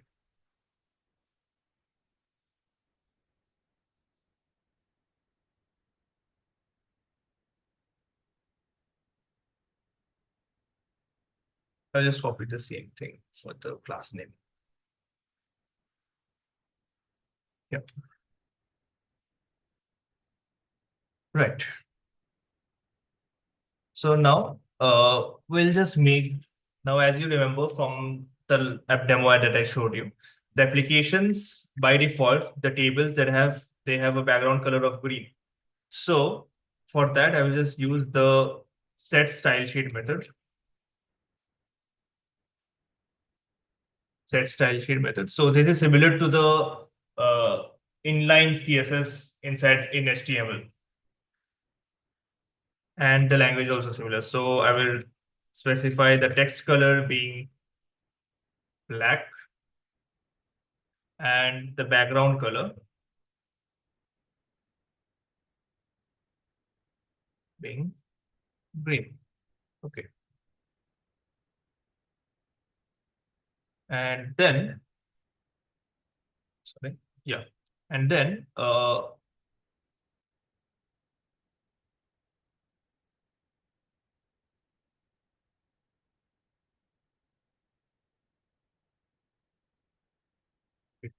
so, and then for the click function,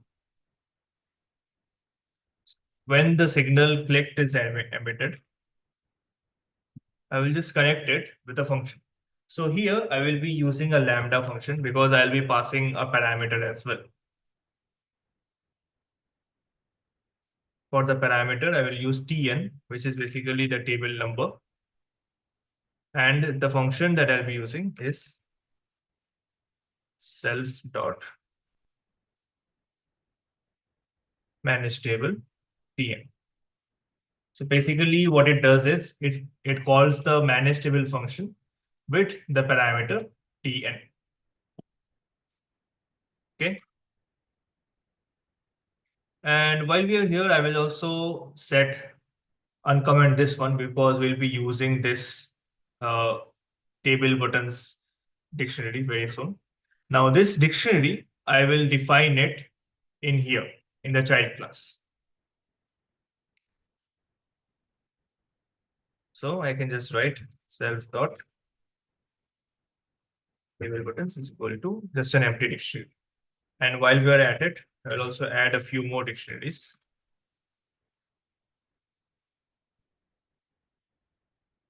Table orders and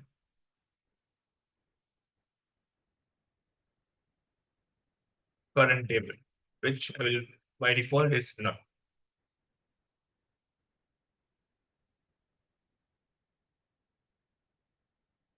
Okay.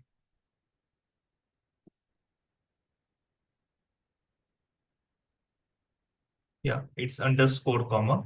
Yeah. All right.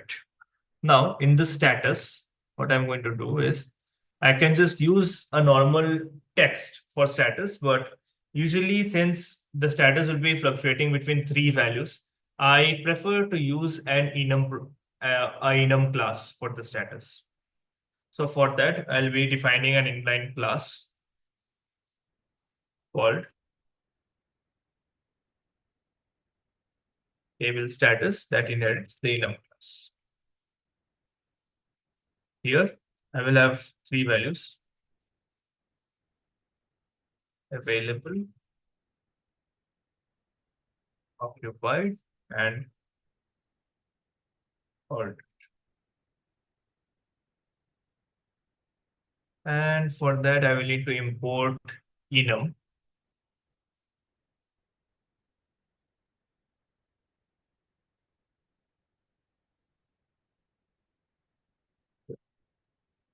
So why am I using enum instead of text is because in future, if I need to add more states and more controls for that states, well, I don't need to edit the one state line that I've mentioned everywhere else. I can just add another, say, new state, and I just give a number, and it will be handled on its own. So again, this is again a part of reusable code that I've been writing here. And then I can just put the status here as available. So self dot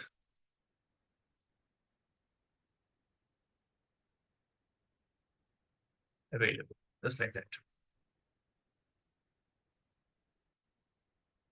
Okay. Now, as you remember, I still need to write a function called manage table right here. So I will just write that. I will give it self and table number.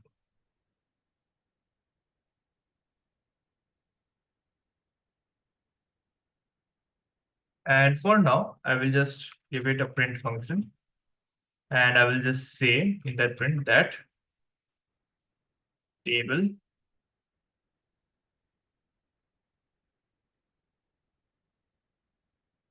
is managed. Okay. And let's see if this works right now. So if I just put python main window.py. Oops, error, it's views. Yeah.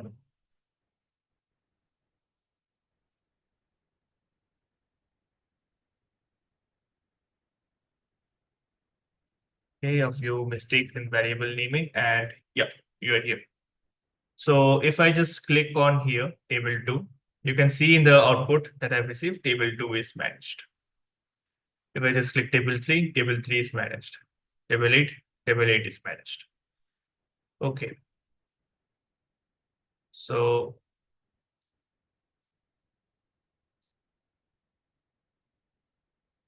no doubts I can see here, which is good. I will continue with the code.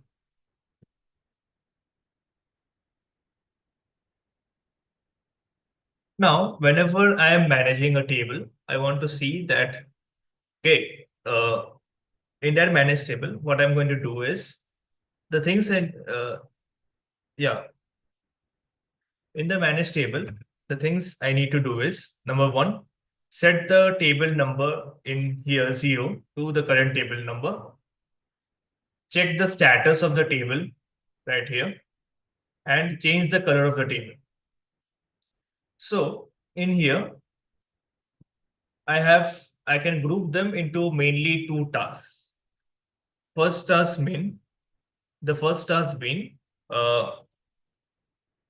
set the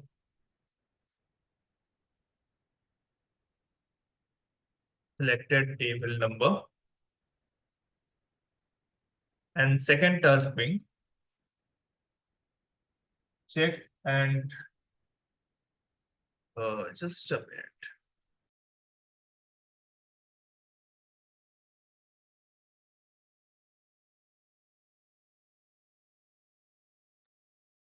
Yeah, sorry, there was a disturbance.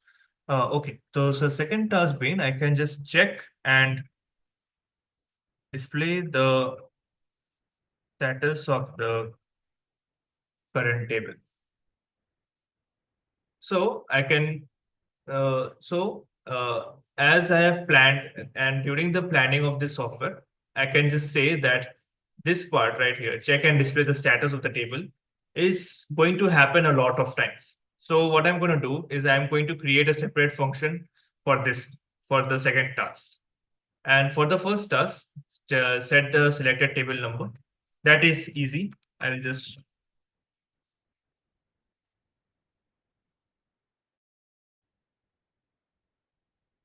I will just do this.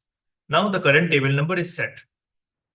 And for this one, let's say I will write another function, self dot, let's see,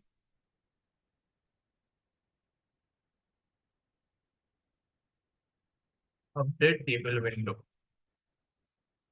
Let's say I've named that function that one, update table window. So, and I will define that one right here.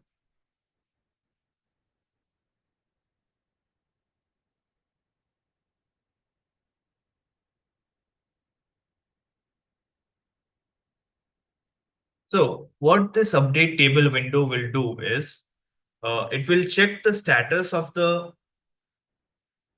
tables and it will display the status of the table in terms of the color of the table, color of the button, in terms of the actual status of the table in the side widget, and also the orders of the table in the table, in the table view. Okay, a lot of tables in that sentence. Yeah, once I code it, you will go on, you can understand that. So first I will just make a local variable of the current table,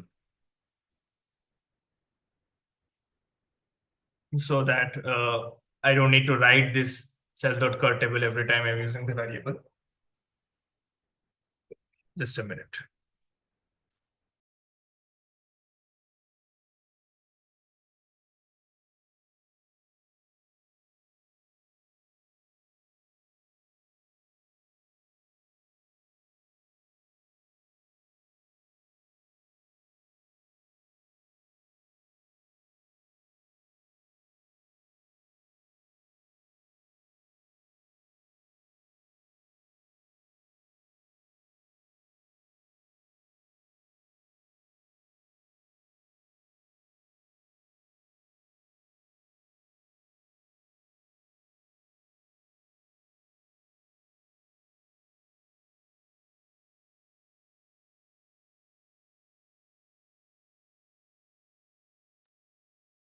All right, sorry for the interruption.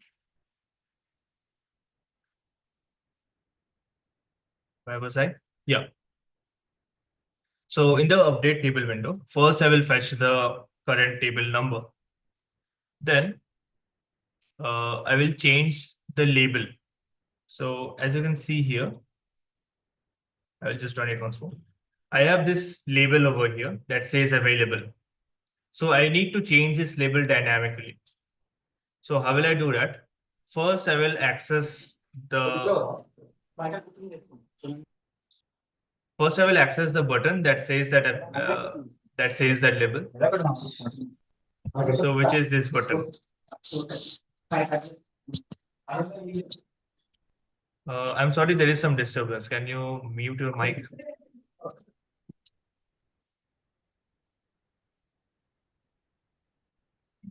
Thank you.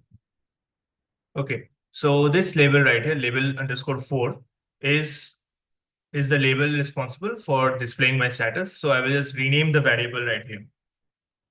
So I can just search the variable name, and I will just assign another name. Let's say label status. I will just change it.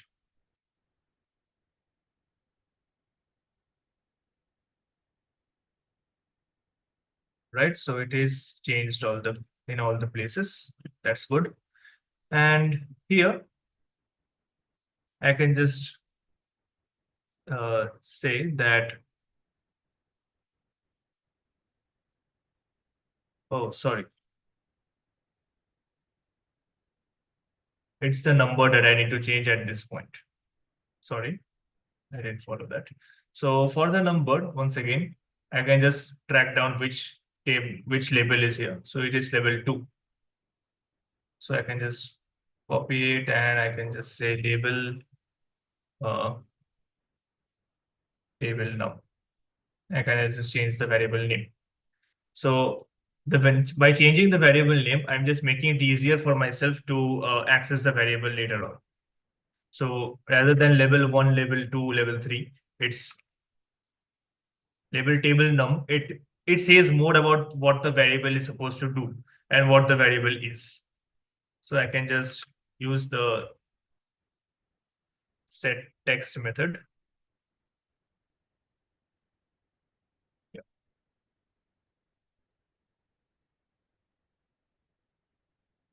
Set text method, and in the set text, I will just put enum. So that will display by current table number. And as for the status, I will get the status from the table buttons from the table buttons dictionary.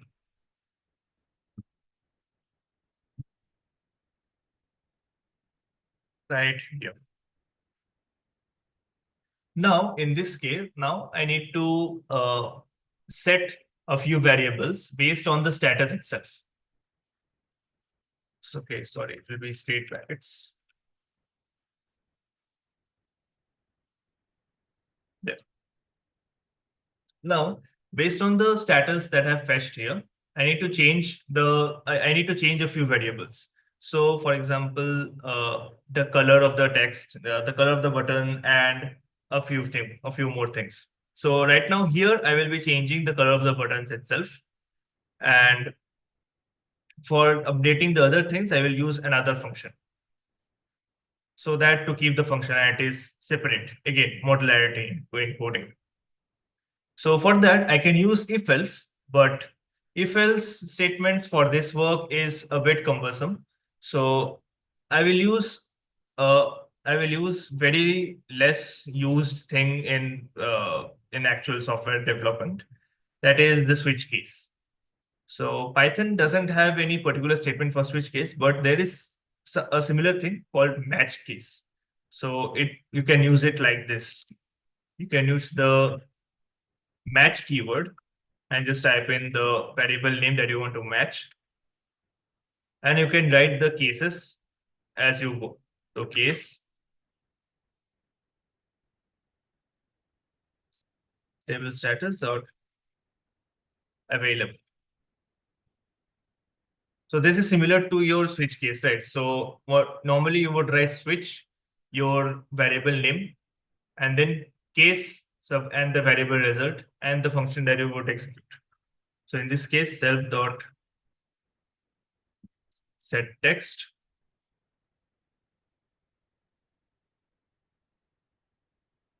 available, and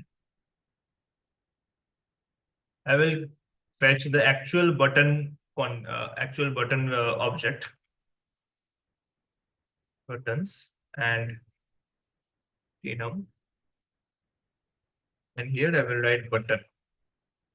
So as you remember earlier, we had stored the actual button object inside this variable. So here, right here in table buttons under the button key, we have stored the actual button object.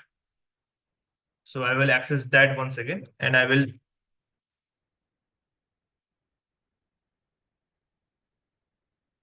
change this set style sheet method. So again,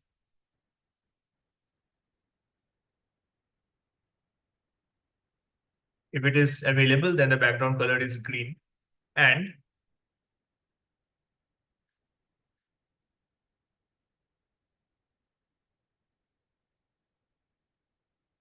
color needs to be black. So why the color black is being repeated here is because the set style sheet method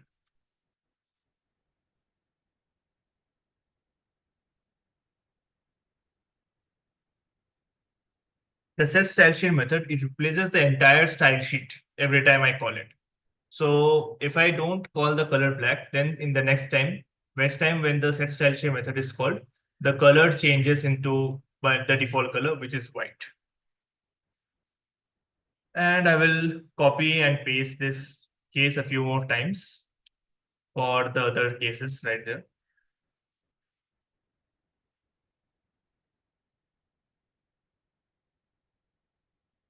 So instead of available, if it is occupied, then here I will just write occupied, and instead of green, I will make it yellow. Here, if it is ordered, then I will in the status, I will just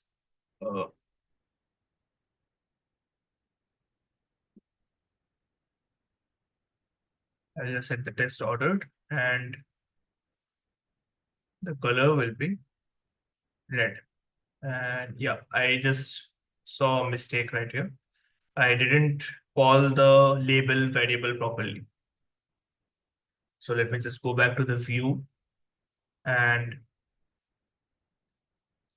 over here, label status is the variable name that I need to call.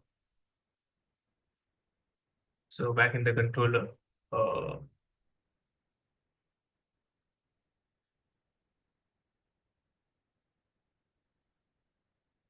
yeah, better. And here, as you can remember, in switch case, the last case is always the default case. So if you need to mention default case, just mention an underscore like this, which is basically a blank. So this is basically the function. And next line, I need to update the table contents. So before that, let me just run this. And as you can see, I have table 3 right here. And if I click in table 3, you can see the table number changed over here. Table 5, it's table 5. Table 2 is table 2. Table 1 is table 1. 9 is 9. So it is working. I don't have a way to check for the other states because I haven't mentioned a method for changing the states yet. So which I will do it right now. So in the view, I will again track down the button that I made for changing the state. So which is this button, mark occupied. So I will just change the variable name quickly. Instead of push button 10, I will just change the name to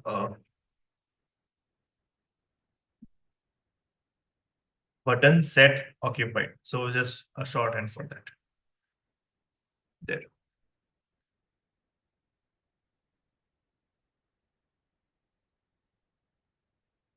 Here, what I will do is I will add an event.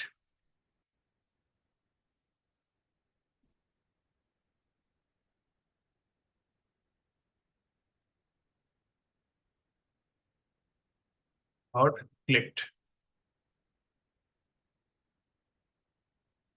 Okay. Just a moment. Yeah. Dot clicked. Then I will need to connect it with a method which is just a moment. Yeah. Which is mark occupied. Self.mark occupied. Sorry. Okay. Now here, what I need to do is I will need to define the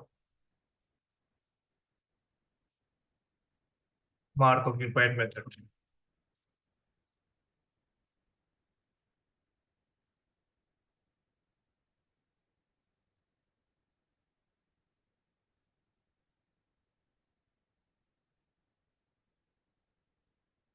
Okay. So now in this self.mark occupied method, I need to add a check as well.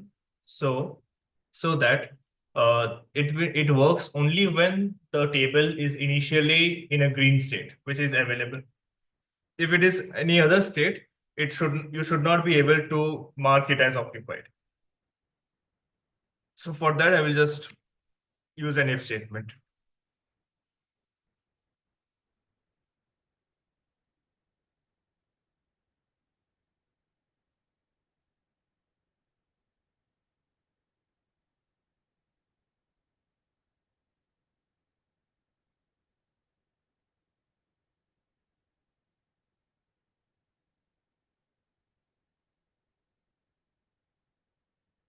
So as you can see, the condition is if the table status is available, then only I will change the status. So self dot buttons.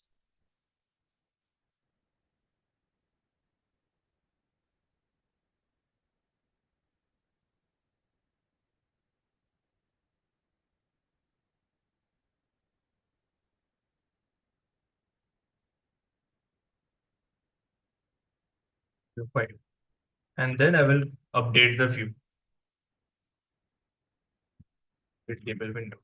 So as you can see, this function right here is being used many places. So I will need to update the table view after some time, after many tasks right here, but I won't need to call the manage table every time. So a quick demonstration of this one. Suppose if I have table 3, if I mark it occupied right here. Okay, There should be a single equal to sign. sorry. Oh, There okay, should be a my single. bad. Yeah, now it works. Good observation, thank you. So yeah, as you can see, it works right now. So the status has been changed and the color is also updated. So that is the mark occupied sign right there. Next up, how much time do we have left? We have about half an hour. Okay.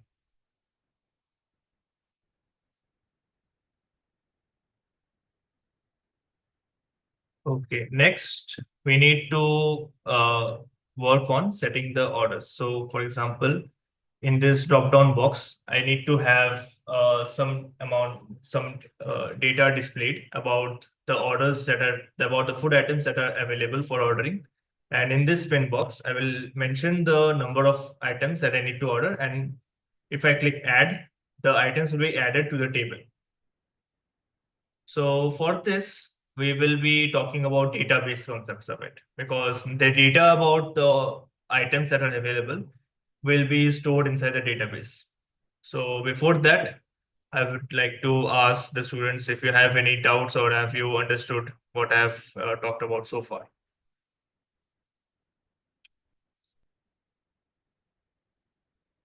I will stop for 2 minutes, 1 or 2 minutes, and in the meanwhile, so if you have any doubts or if you have trouble following anywhere so far, just let me know.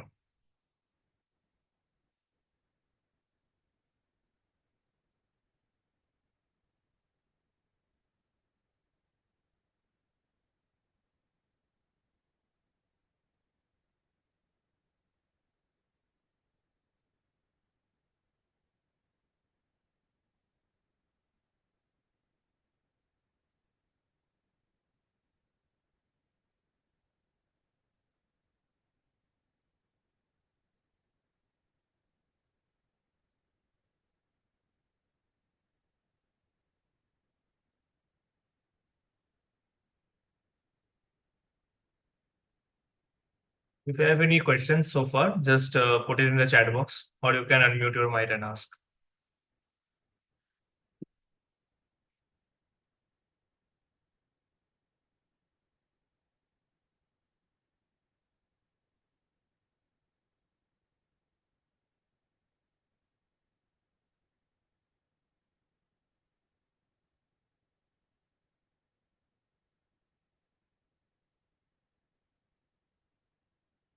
Aditya Prakash says, I don't think all these things are easy in C++ as well. Again, coding things is a bit difficult in C++, but yeah, the procedure will be same. So you might need to make a custom class. You might need to make a custom class and inherit the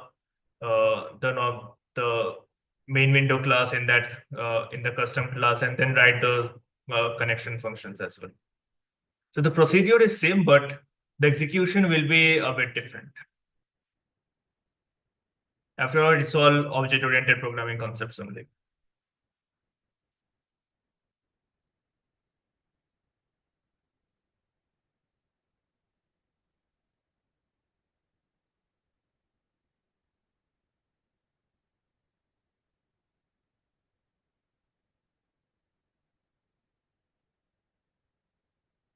Okay, so there are no more doubts, I think, regarding this one. If you have any doubts, just mention it in the chat box and I will address it whenever I'm taking a break like this. So, okay. So now, again, next part we need to talk about is the food ordering and to take orders. So for that, we need two things. One is a table of contents of what the orders are, what orders are available and what the value is, and what the order of each table is. Okay.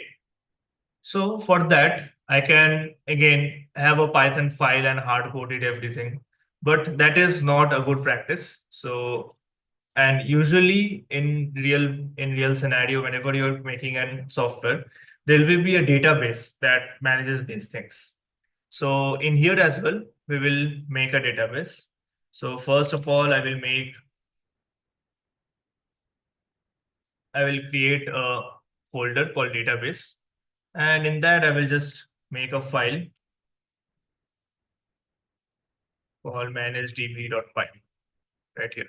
So in this file, I will manage everything. So in this file, we'll basically manage everything related to the database right here. And for the database, I'll be using SQLite. So SQLite is pretty easy to set up in the first place.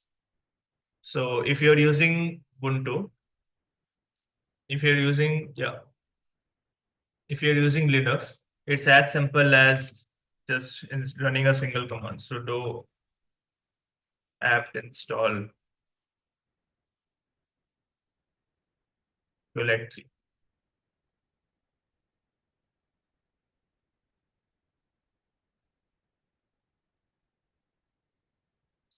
Yeah.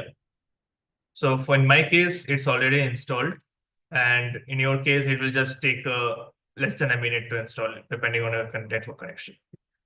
So yeah, it's just as simple to install it, and no secondary steps are needed for SQLite after this, unlike MySQL or MariaDB. So that's why I'll be using SQLite for this session.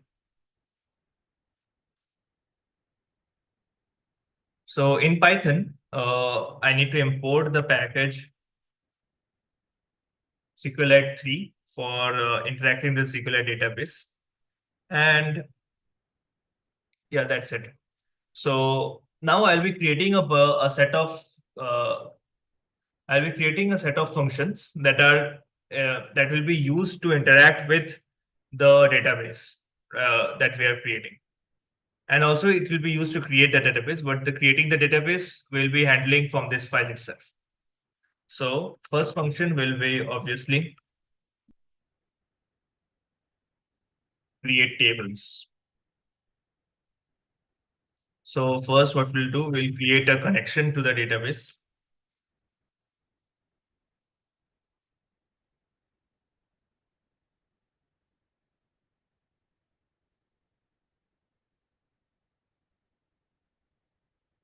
Restaurant.db.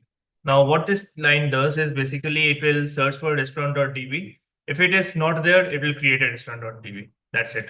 Simple. I will have a cursor. So the cursor will do all the write or read commands for me. And then I will do a cursor dot execute.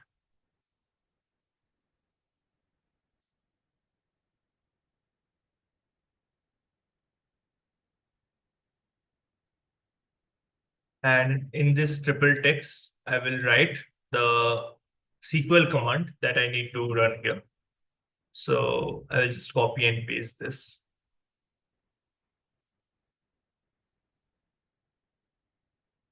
Yeah.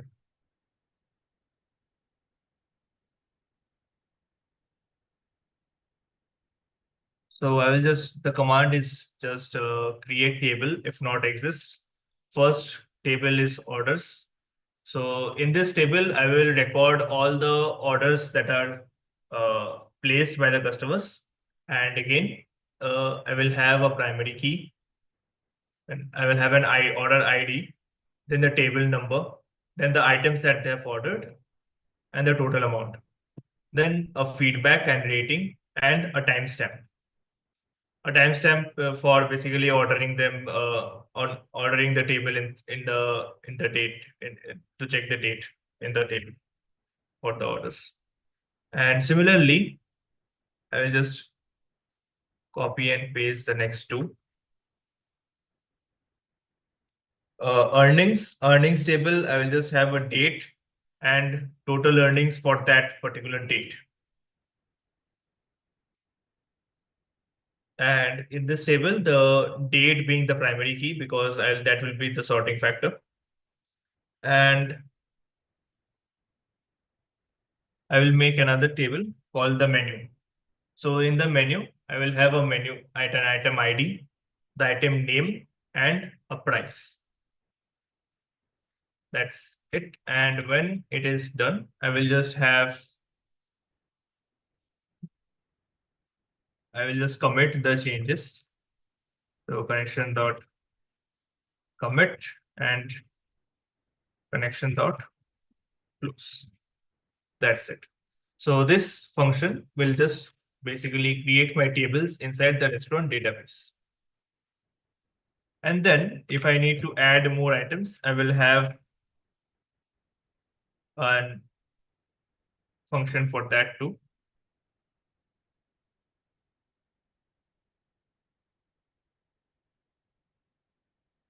So this function will take two variables.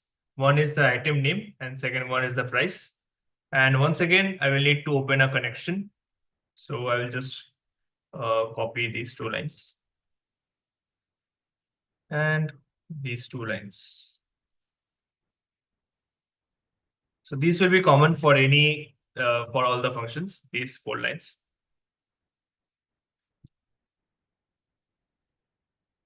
I just need to change the execution command. So in here, the cursor.execute, the command to be executed is insert into menu.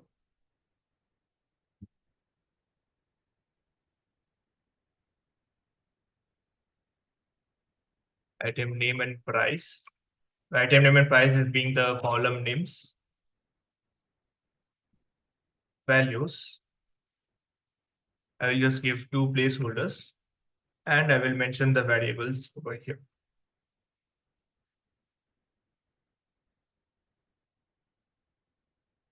That's it. Again, to read the menu items, I will just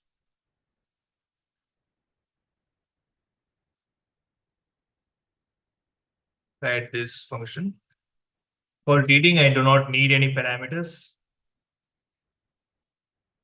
Again, copy and paste these two.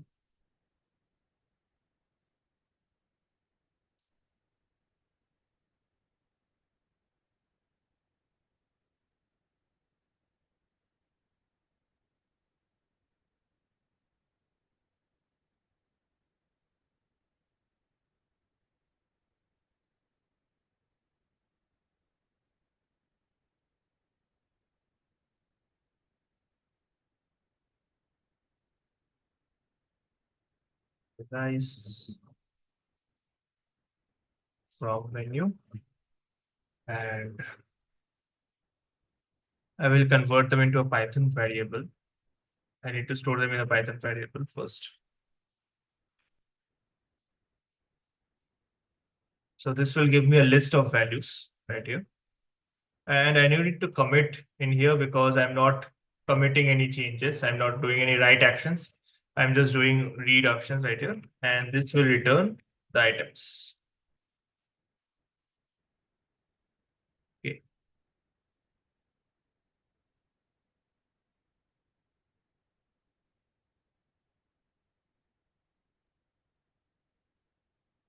Then again the same functions for these were the two operations for the menu table. I need to write the same operations for the order table as well. So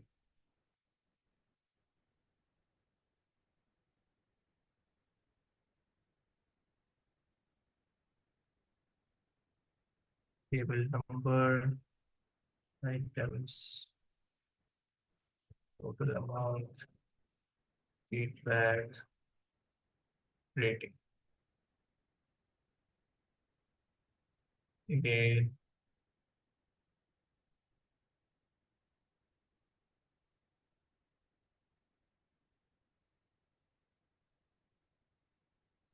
And I need to execute this.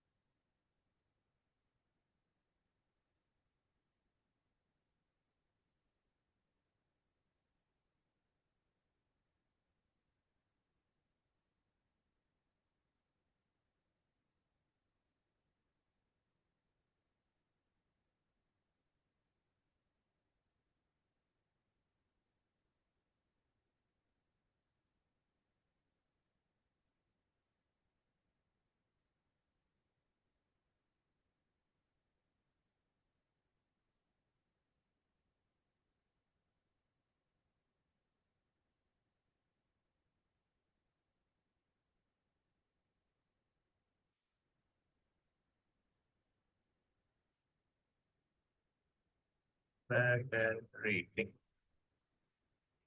Okay. Then the same function for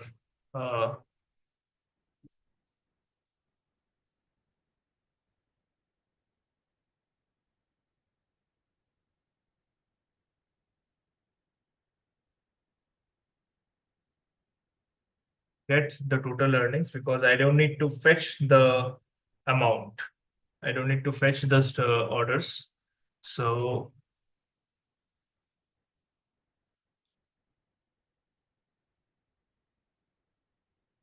yeah, I need to push some data into the earnings as well. So this is for the earning table.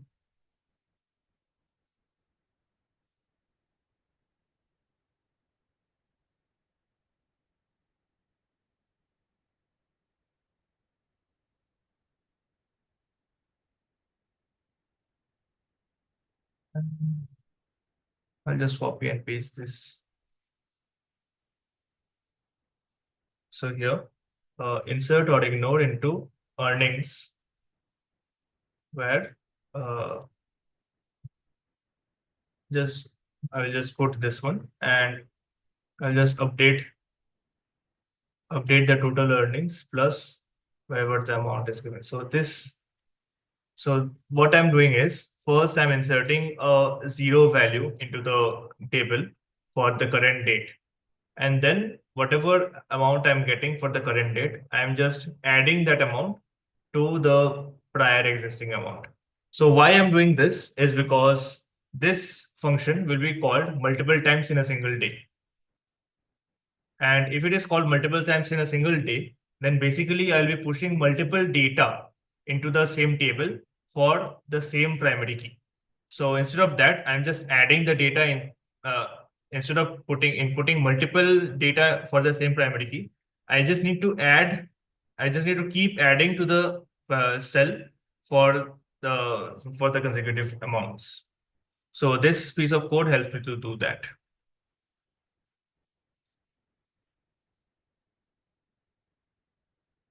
And yeah, that's all. There is also a function that I left out for fetching the order details. So here we have wrote the code for storing the orders, but for fetching the order, we will need to write another code, which I'll be covering tomorrow, because that needs to be that has a separate structure than this one. So okay, so we are nearly out on time. So, okay, today I will just wrap up at this. And tomorrow we'll be integrating this part into our program. So for tomorrow, we will make sure that we can order stuff in this application, and we can display the orders in this table, and we can just see all the sales that we have made in the day. So that's all the stuff for tomorrow. So yeah. Any doubts so far in this entire application? in today's session.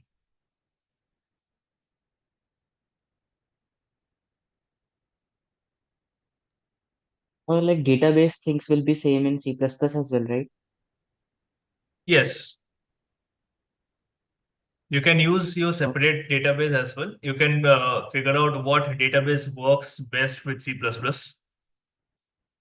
So in this case, I'm using SQLite because it's easy to manage from Python.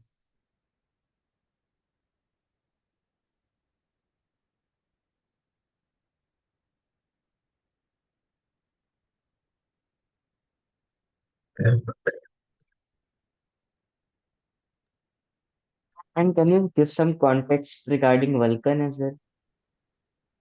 Sorry. Like Vulkan, Yes. What do you need? Like, what specific thing do you need regarding Vulkan? like I just gone through the documentation of Vulkan and it's quite heavy. Yes, it is. It is quite heavy. Like Vulkan, so the difference is in Qt, you get these widgets, right? So if you just make a class and you just call a particular method in the class, then you have this window right there, ready-made window displayed on your screen. So Vulkan, instead of that, you need to define that window class itself. You get what I'm saying, right? So in PyQt, what I did Correct. was in PyQt, in this UI, in the forms.ui, if you see, you can see my screen is still there, right? So in forms.ui, you see that I'm using this object class, okay? And for suppose making a button, for making a widget, I'm using this QWidget class right here. So this class has some internal methods inside it. And Qt is giving me those methods by default to uh, display this widget in my window. In Vulkan or OpenGL, you need to write these classes by yourself. As far as my knowledge goes about Vulkan and OpenGL, you need to write these classes by yourself. What the framework gives you is mainly the memory management and all that. Like they are very low level. And you need to write each and everything on the graphics card. Yes.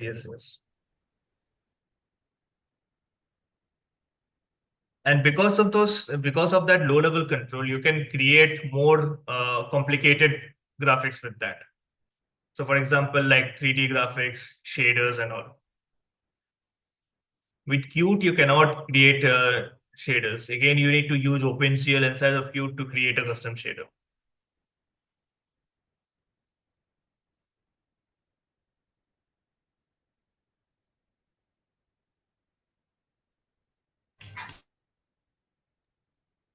And also it depends on the problem statement, like which of the framework will be suitable for the problem statement. That's also a point. Yes, Aruna, you have raised a hand. So I have one question. In class, you are also writing. Sorry, in main window. Sorry, this is line number. If you scroll down, then I will tell you. Sorry, scroll up. Is it in the controller.py or in which file are you talking about? I mean, the one you opened. I mean, that was there.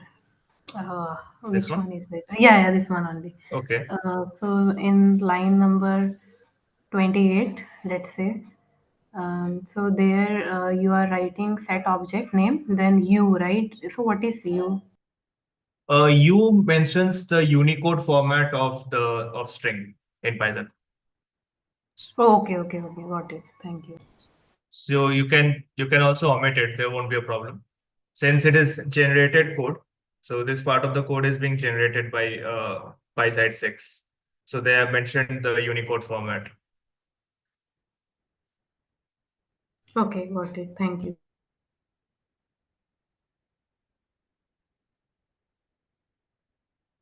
Anybody else have any other questions?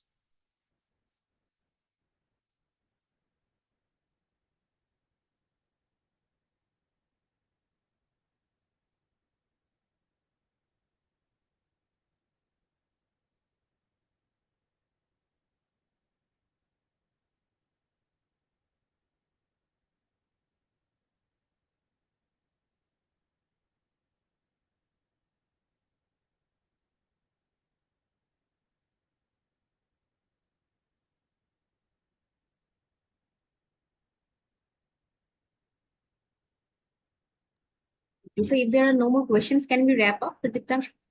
Yes, sure. Okay. So any instructions for the participants for the rest of the day? Yes, so there are students who might not be using PyQt or Python for the project. As I can see, like some people here is using C++, or some people also say that it was a bit difficult to follow. So I did go a bit slow. Uh, so those students can try to reach to this point uh, they can try to build the project by themselves and reach till this point on their own by seeing the YouTube video. And if they need any help regarding this one, while working on their project using their own tech stack as well, so they can reach out in the Slack channel. Yes, sounds good. Yeah, So I will share the link of the Slack channel once again in the chat box. in the chat box. So actually, this workshop is designed in such a way that we give the participants enough time to practice. Okay, so whatever is taught in this session, please go back at your home or hostels, and please revise and try to execute by yourself. Okay, and whatever instruction Diptanshu has just given, please follow that. Okay, and if you have any doubt, yes, we are reachable through Slack channel. And Diptanshu, maybe tomorrow morning, 15 minutes, can we have interaction? I mean, whatever problem they are facing out of today's session, that doubt we can clear at first tomorrow, and then we can proceed for the next session tomorrow. Yes, okay. Fine. That's Okay. fine. So yeah, so tomorrow also we'll have this hands-on session once again. Okay, and okay, and Professor Chandan Bose will join from the University of Birmingham tomorrow to interact with you. Okay, and okay, that's all. So see you all tomorrow. So we are winding up this session today. Thanks for joining. Thank you all, and bye-bye. Thanks a lot, ma'am. Thank you. Have a nice evening, everyone. Yeah. Have a nice day. Okay, and so bye-bye team, and bye-bye the participants leaving. Thanks. Bye-bye.